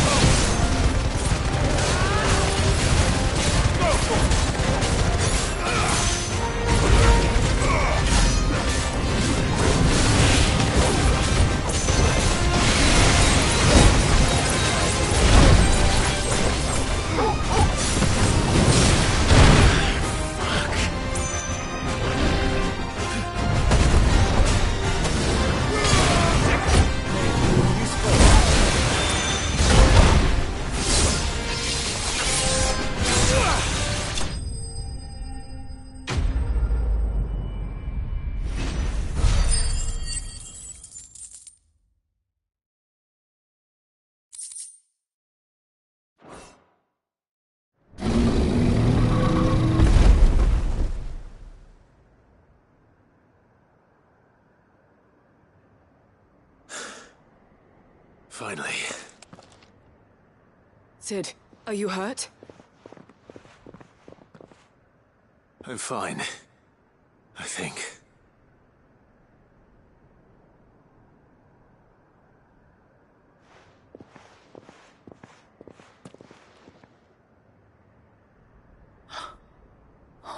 No. What is it? A diary. I gave it to Chadwick before we went our separate ways. He was here. Do you think that creature? I'm sure he fought bravely to the last. The girl is safe thanks to him. Chadwick. You fool. Come on. We have to get her back to the hideaway. We don't want his sacrifice to have been in vain. No. Of course not. I'll see that she's looked after from now on. It's the least I can do.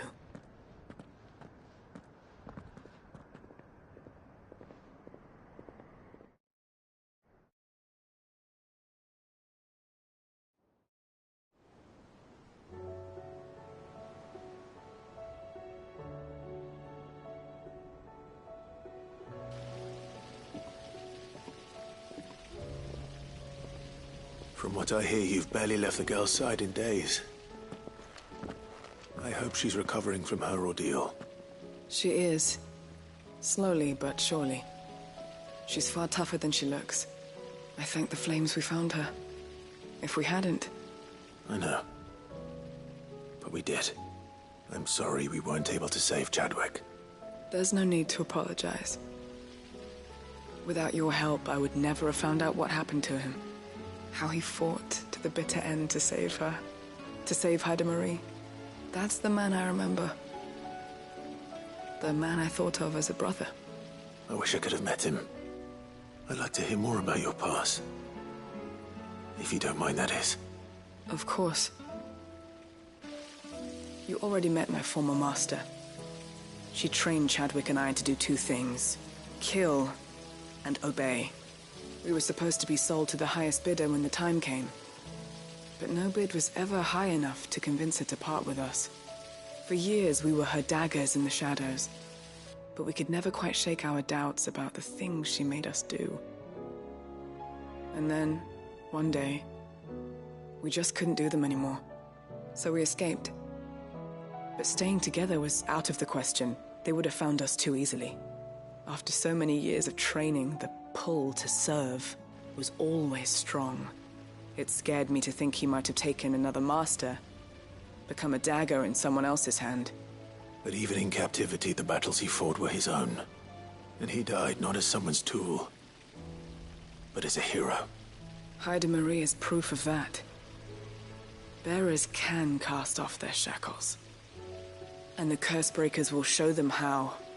I'll fight until my dying breath to see it done. For Chadwick, and for all of us. Thank you, Doris. We'll be counting on you.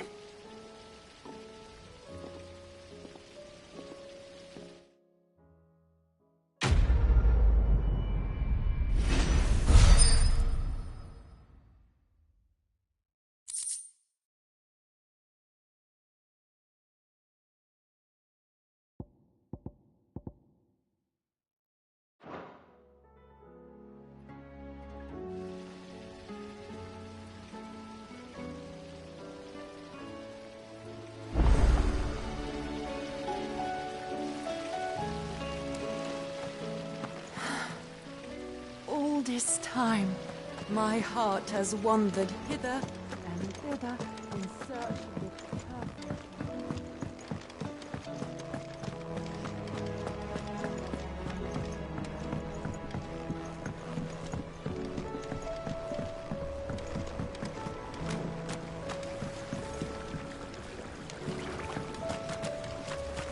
So there's a new... One moment you think you've freed the realm from her fate. The next, a darker one rears up to replace it. What awaits us when we finally attain release? True freedom? Or something else entirely? I will not let them be forgotten.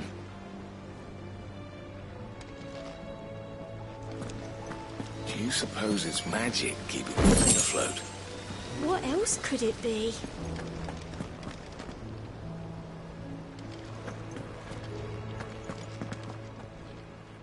Sid, may I have a moment? Of course. It is an honor to finally speak with you. My name is Herman.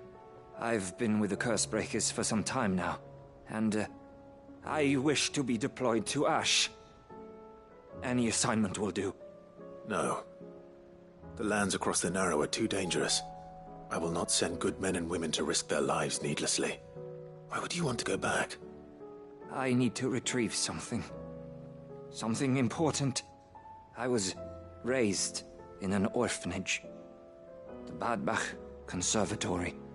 Or rather, I was held captive there. It was not a place of nurture. It existed solely to turn bearer children into mindless weapons. We were tortured until we feared no pain. Tormented until our hearts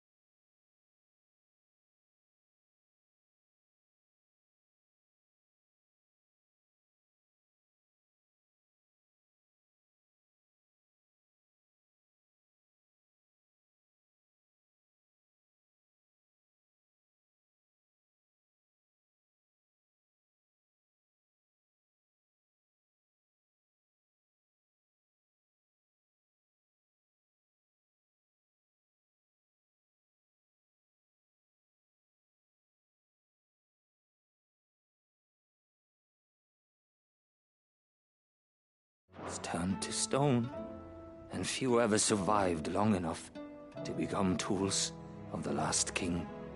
I can't imagine. I lost so many. I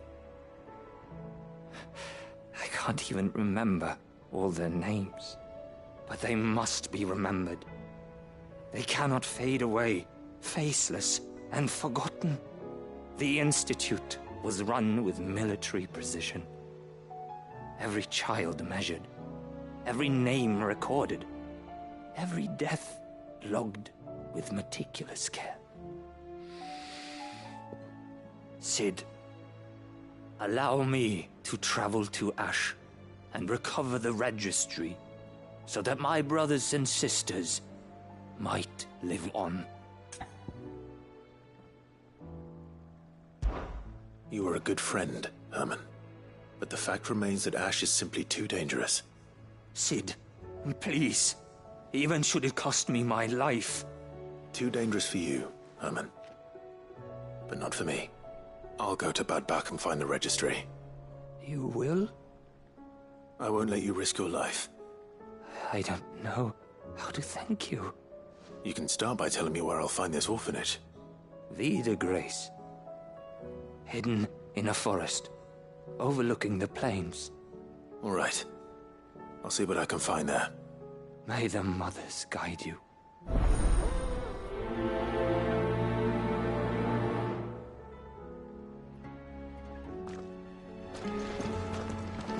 The plains of Vie de Grace have haunted my dreams since I escaped from the orphanage. I can't say I was looking forward to returning.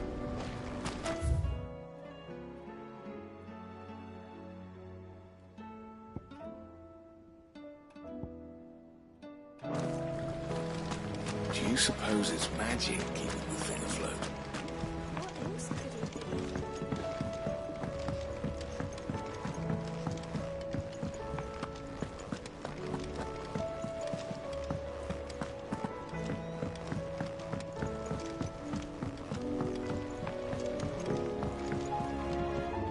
All right, Clive.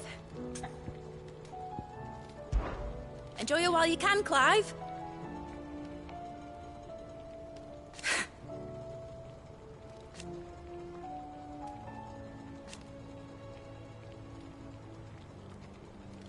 Imagine that, eh? Till then, though.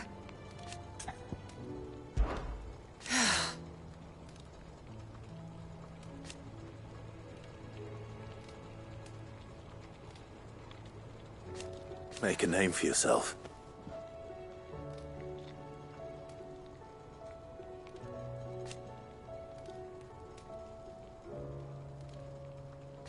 You better bloody had to and all.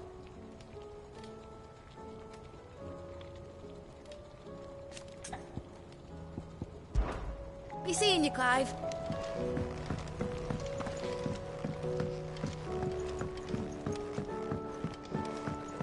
Has Midda Dolman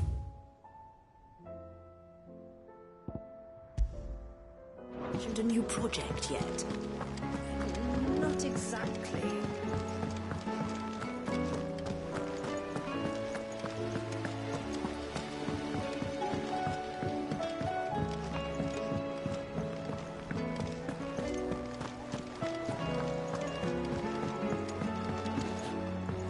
Haida Marie has taken a liking to her new home. How her spirit survived Balmung Dark unbroken, I'll never know.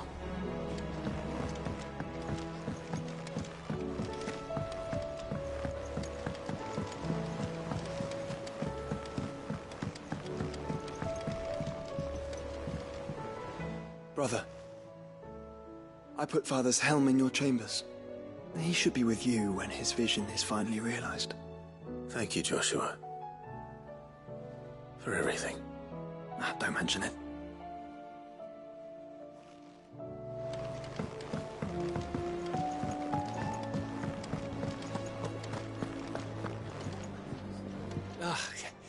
You all right? About that.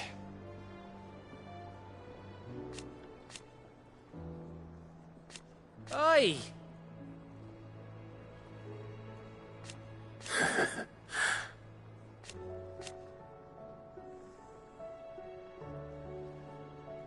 Let's see.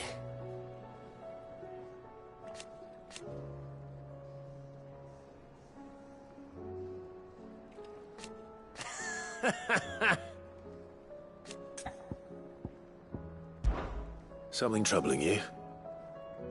No more than usual. It's just... Etta's baby will be coming soon, and I wanted to make something for it.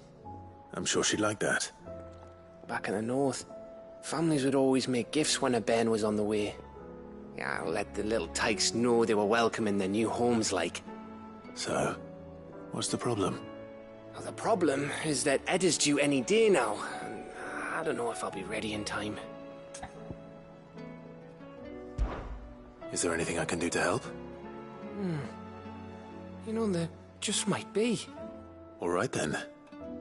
What exactly are we making? A good luck charm. But not just any good luck charm. Not just any. No. One made from the feather of a silver chocobo. There's naught luckier in all the realm, or so we used to say back home anyway. Thing is, they're hard to come by. Had Otto and Karen check with their suppliers, but nothing. I'd try and track one down myself, only... Only the big day is fast approaching.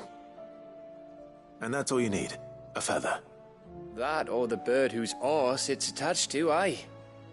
I was gonna start by asking around with traveling traders plying the northern borders. Well, there's no shortage of those passing through Martha's. I think I might make that my first port of call. I'll let you know if I find anything. You're a good friend, Clive. I won't forget this.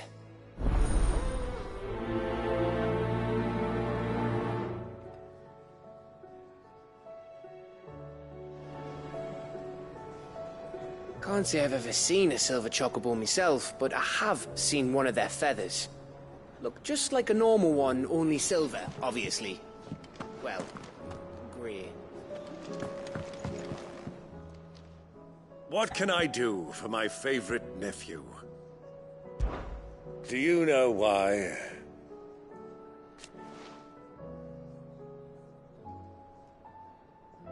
'Twas not 20 summers past.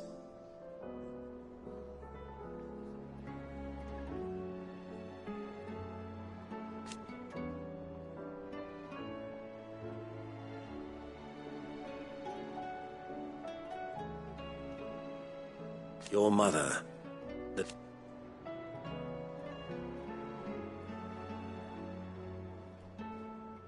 but above all, and so you see,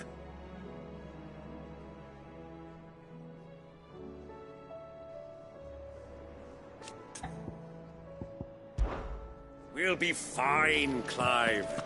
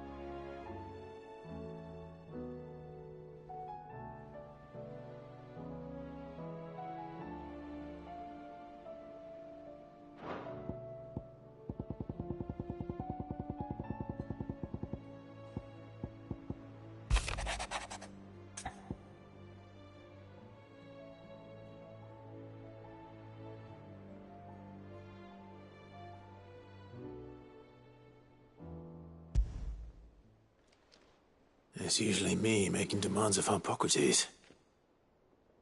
this is about.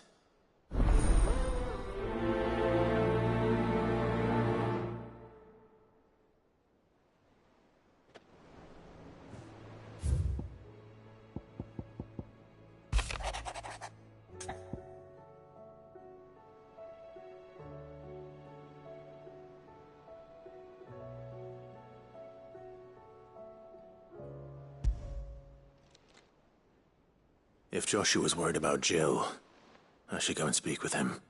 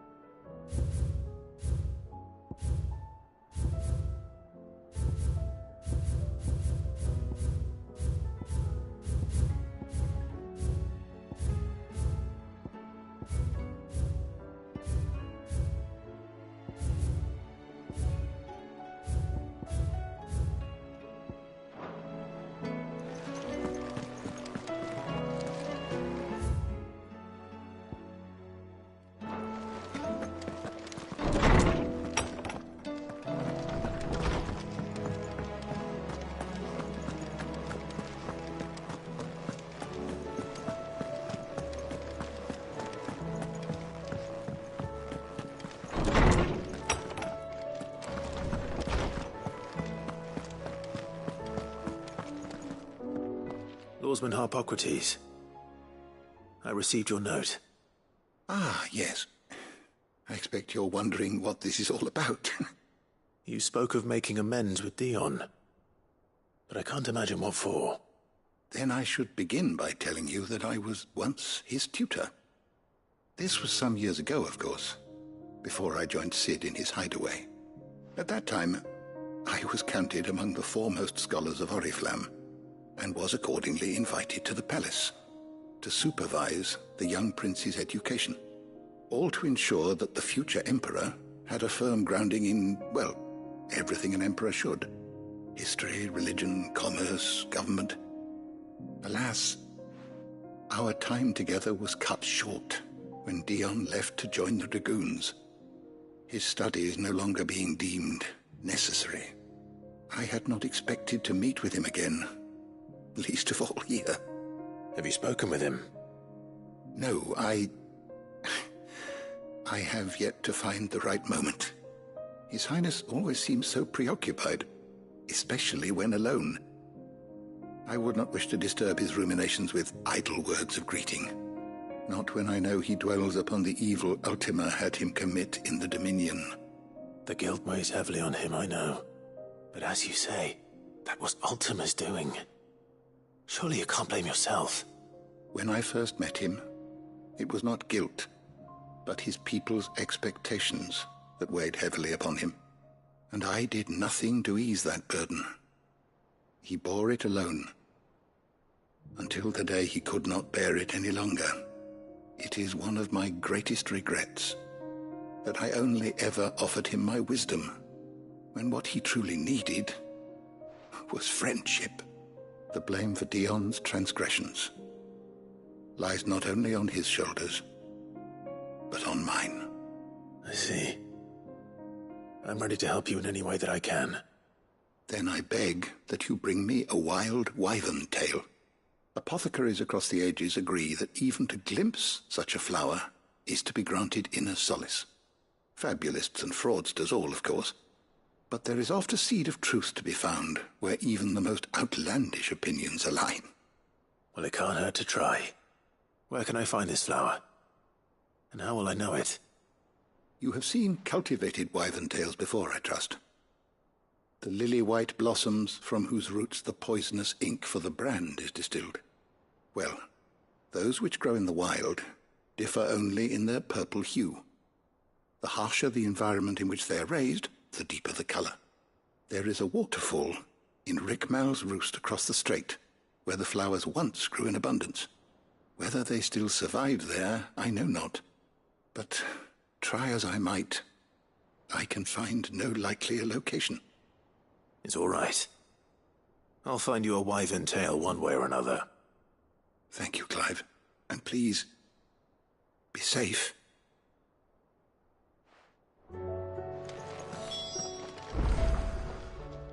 Good morrow to you, my friend.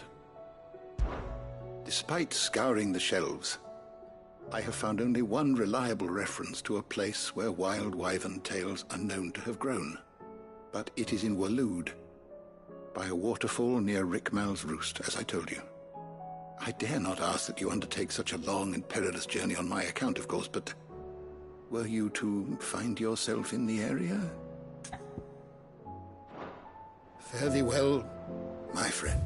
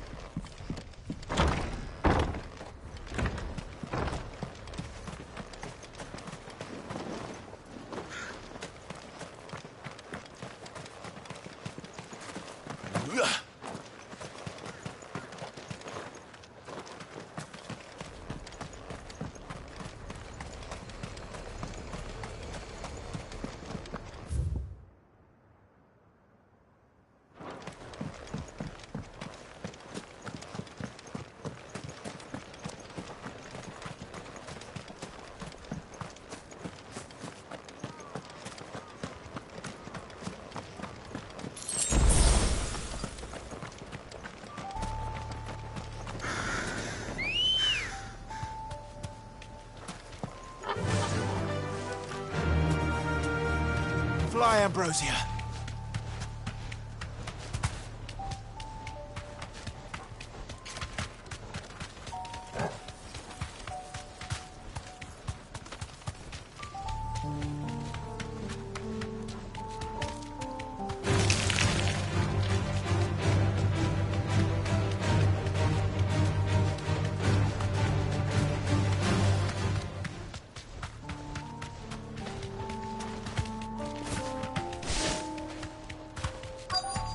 This be Nickelbug. Be safe.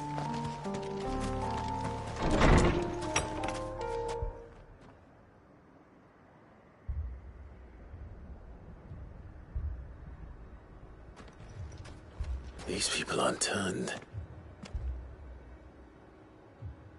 And the village seems safe enough at least.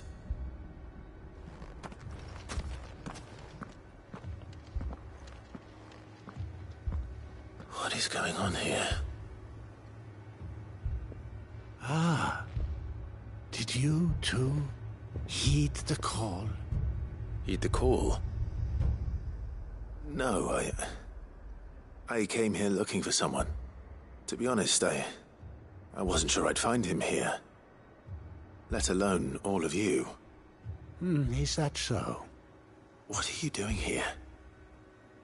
Is this where you live? It is my home. The others, they heeded the call. You keep saying that. What do you mean? They came here to perform the rite, just as King Barnabas instructed. This village is their altar, where they shall cast their shawls upon the gentle waters and give themselves to the Lord. Give themselves? Oh, Lord, cleanse us of our sins. Let us be reborn in your loving arms. Free us from the torment of this mortal realm. They want to be saved. Forgive me, but did another foreigner like me come here? He was probably wearing a cowl. You mean the traveler from Storm? Yes. He's staying at my house, toward the rear of the village. Thank you. If you don't mind, I'll go and greet him. They seek the same salvation Barnabas did. Bring us salvation. At least the third chair still lives. Let's go and find him. Your friend with the cowl has been staying with me. Please, make yourself at home too, traveler.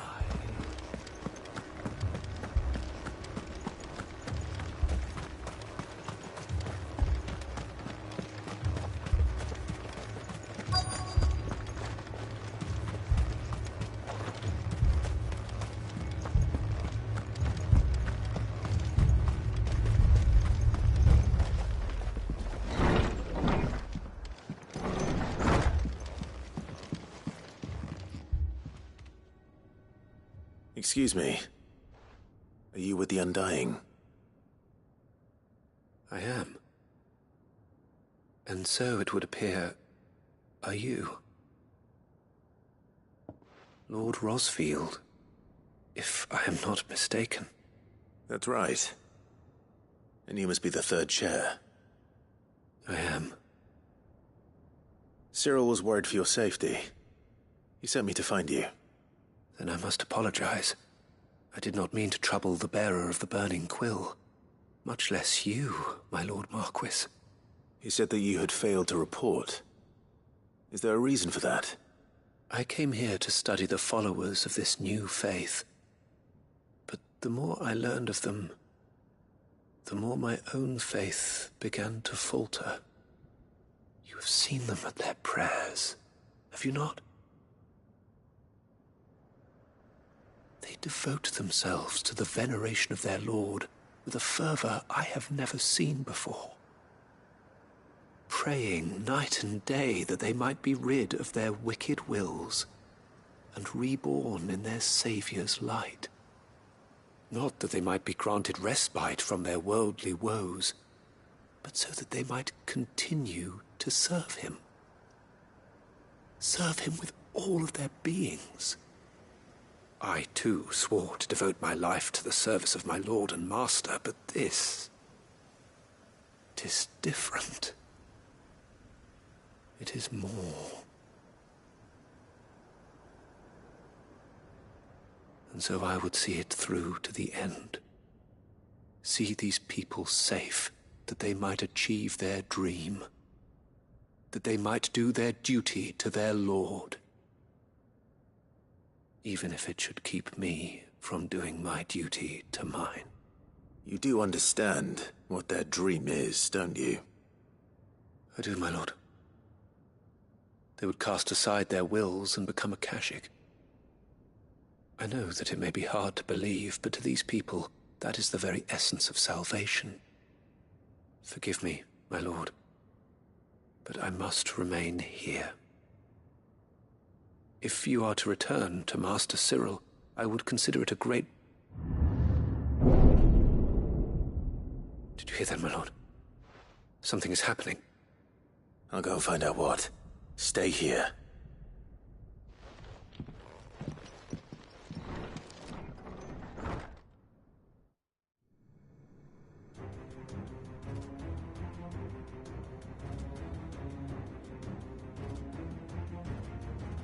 Beneath the flood. Oh no. There must be something I can do.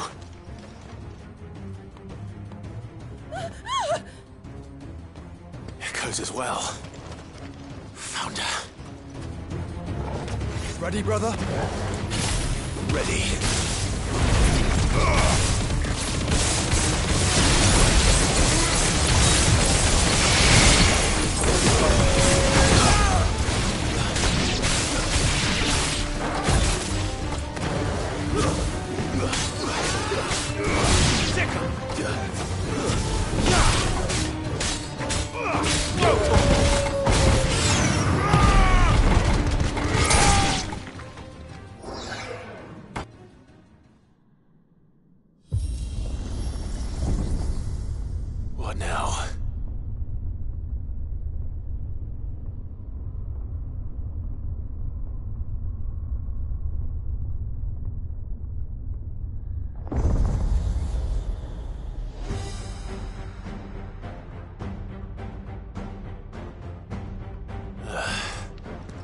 meet again. I've killed your kind before.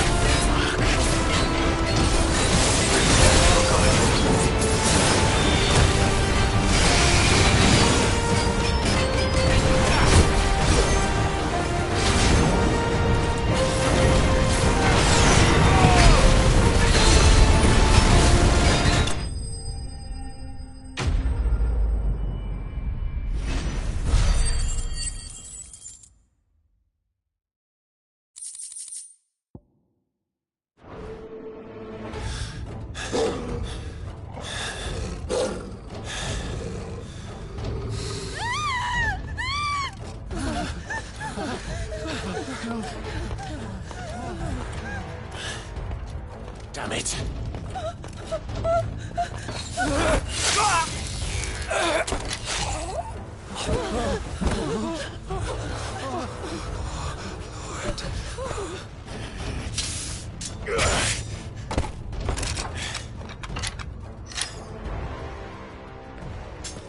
Don't you die.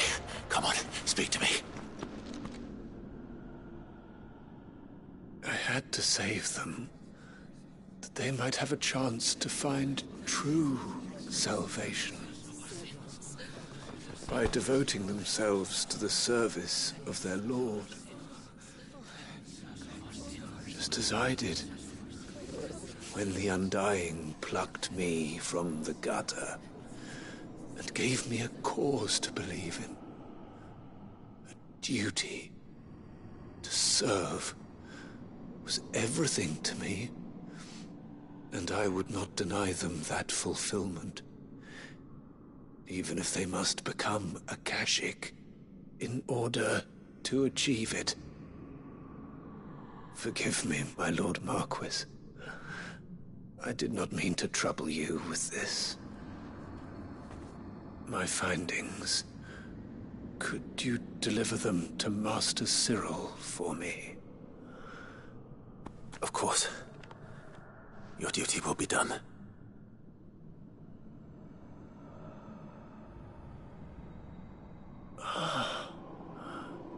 Look, my lord.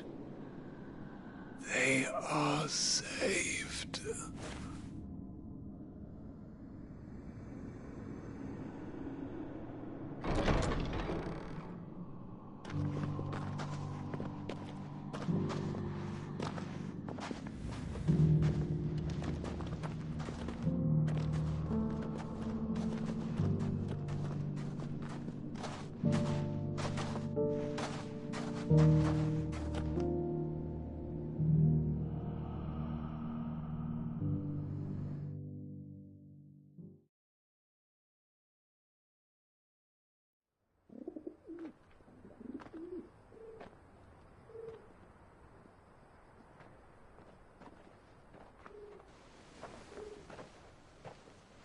They are saved. Founder. I should get this report to Cyril.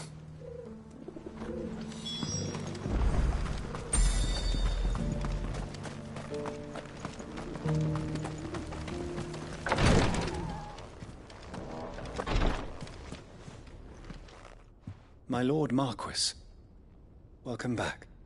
I am glad to see you hale and whole. I met with your third chair, Cyril. He bade me deliver his findings to you.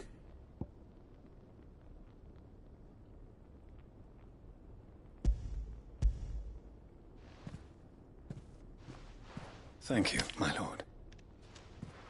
He remained in Ash? He died protecting the villagers from an echo. I buried him in Mickelberg. I'm sorry that I couldn't save him. If you could not save him, no one could. The villagers, they were believers in this savior cult. They prayed to their god that they might be unburdened of their wills. Then an ether flood came, and their wish was granted. Your brother sacrificed himself that they might live, even knowing that that life was death by another name. Then he perished defending liberty. A hero's end. For the right to choose how one dies is no less sacred than the right to choose how one lives. Sid would agree.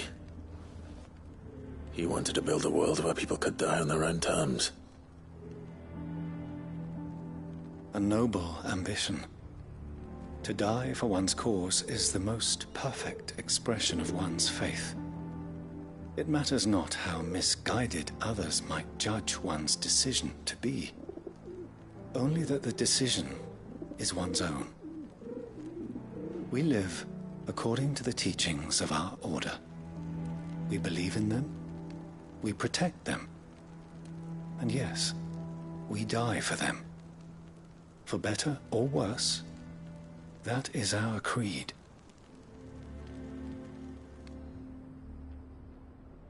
But he didn't die for your creed.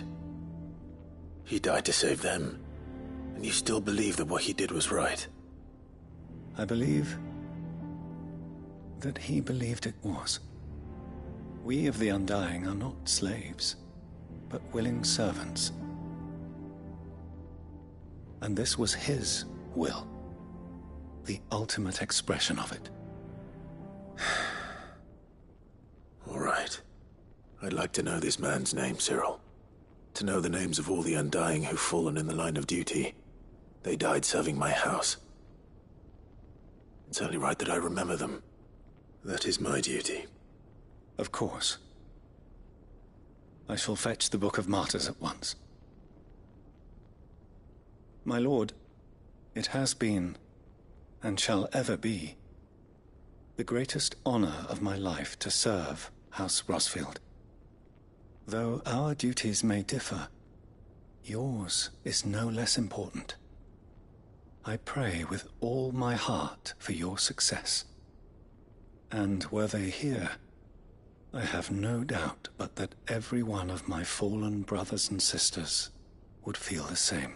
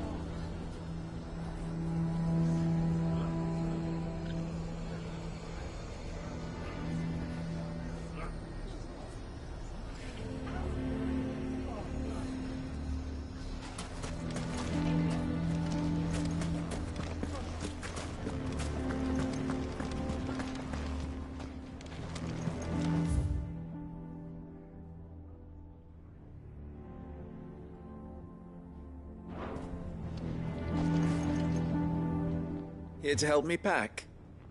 Thanks, but I'll be traveling light. I'm almost finished already, in fact. You're really going to go through with this, then? I am. But before I go, there is one small issue I'd like your assistance with. Well, two, in fact. If it's within my power to help you, I will. It's the children. I refuse to let them share in my disgrace. And if I leave them here, they surely will. Our friendship would see them ostracized forever. But I can't take them with me either. I can think of only one place where they are certain to be safe and provided for and loved. The hideaway.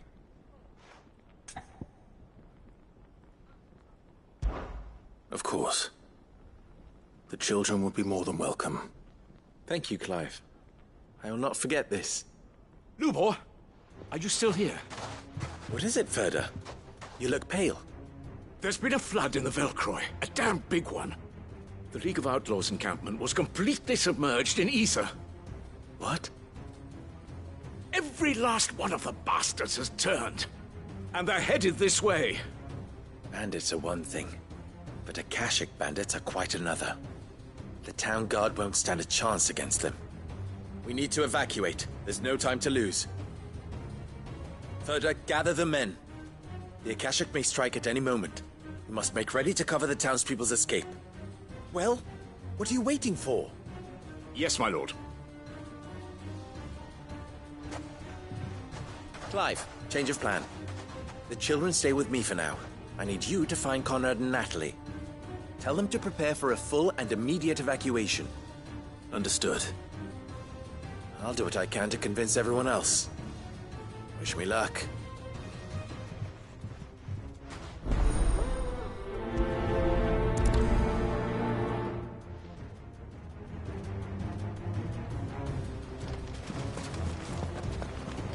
You have to listen to me. They're coming. You need to evacuate. Why do they always have to make such a fuss? fuss outside. It's driving away our customers. What's the commotion? That's... Ah, it's you. What do you want, Lord Underhill? To pass on an important message. There's been an ether flood out in the Velcroy. The camp where the so-called League of Outlaws were gathering has been swallowed. They're no longer just bandits. They're Akashic now, and they could be here at any moment. You need to begin preparing for a full-scale evacuation right away. Oh, do we? And who was it who gave you this disturbing news, might I ask? Lubor, perhaps? The man spreading the same poison out in the square as we speak. You may believe his lies, my lord, but we know better. But why would he lie about something like this? Some twisted attempt at revenge, perhaps. If he had not been unmasked, he may well have been elected our leader. A great honor for one of his kind. One he might well feel aggrieved at having been denied. Lord Underhill, forgive me, but it has become all too evident where your sympathies lie. Lubor cannot be trusted, and neither, therefore, can you.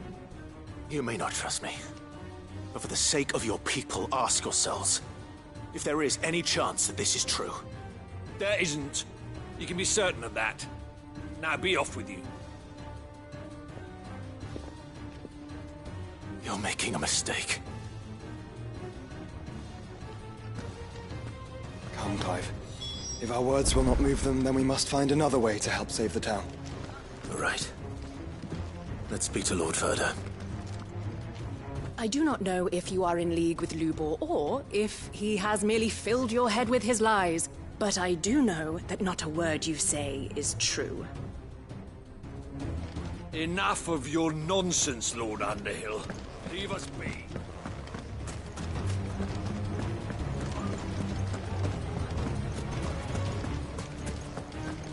I think we'd better shut up. What's Lubor raving about now?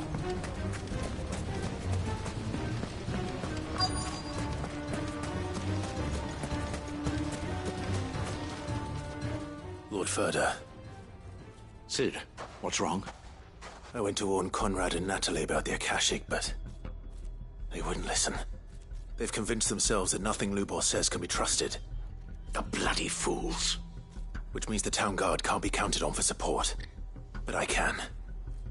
If there's anything I can do to help you defend Dalamil, you only have to ask. I appreciate it. Sid! Verda! I've been looking for you everywhere. Victor? I thought you'd left. I couldn't abandon a friend in need. And Lubor is in need at this very moment. Come quickly.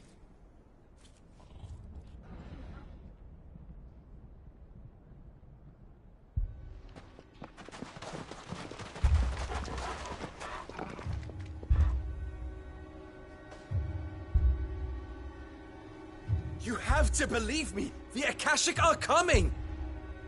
They don't eat, they don't sleep, they don't tire, and they don't care who they kill. They're unlike anything that's come before. There won't be no parley, no mercy granted! We may have saved the town once, but this is different. I do not ask that you forgive me, but please believe me. If you do not run, you will die. You will all fucking die!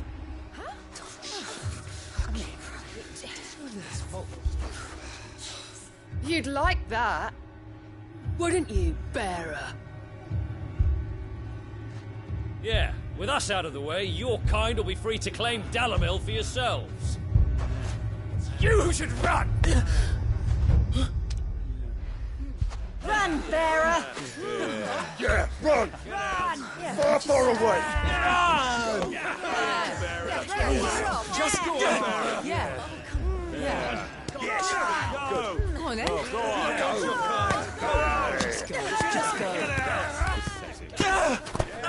Lubor, wait. Someone's coming. Go. Come on! Stop! You're hurting him! Ah! Ah!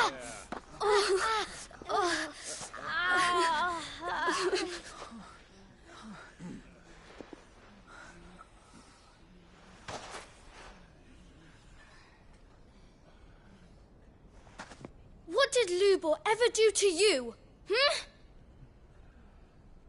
He solves all your stupid problems, and he keeps all of you safe. You know there's nothing he wouldn't do for this town. Who was it who made that cleaver you use every day, Conrad? And what about your counting table, Natalie? Who fixed that? Whose men make sure the streets are clean so all your boots don't get dirty? Who spends all day, every day making sure things run smoothly around here? And none of you ever say thank you. Ever. But did Lubor ever complain? Well, does he ever stop smiling? He keeps this whole place going. And you act like it doesn't even exist.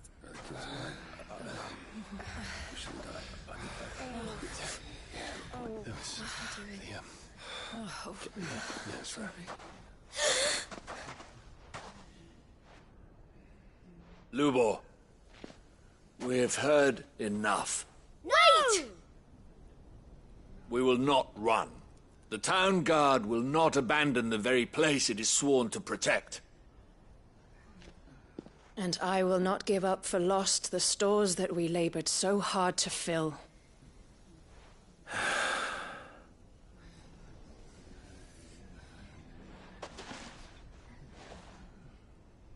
So tell us, how do you propose we deal with these Akashic of yours?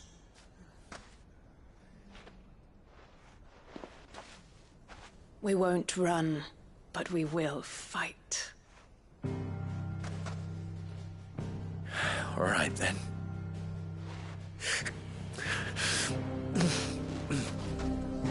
Fine.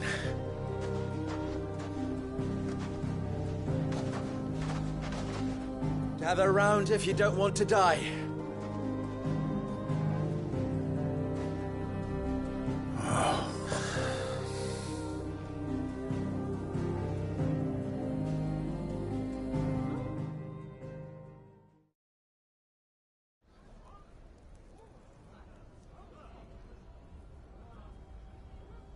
Allow me to explain the situation.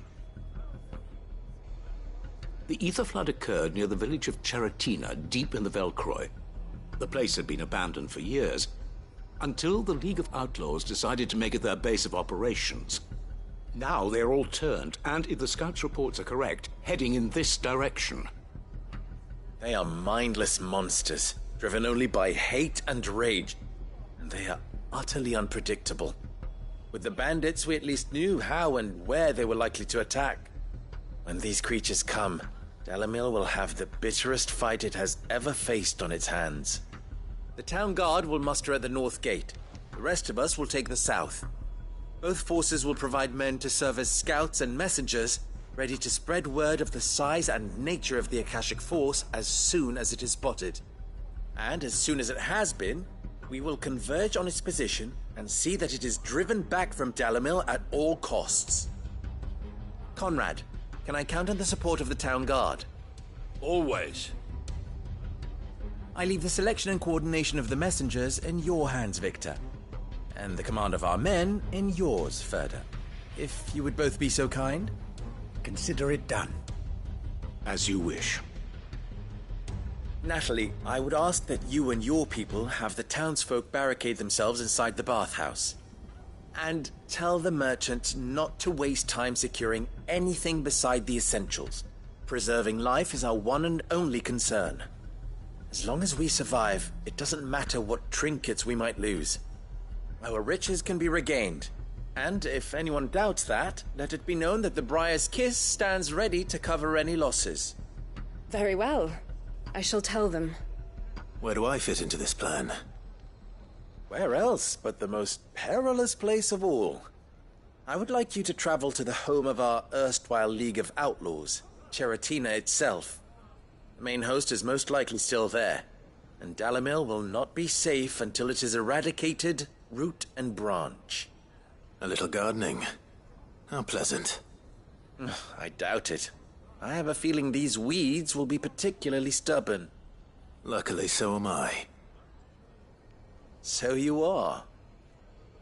All right then, we all know what we have to do. Now it's simply a matter of doing it. For Dalimil.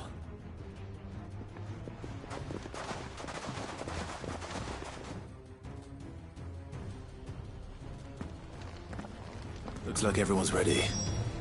I'd better not keep them waiting.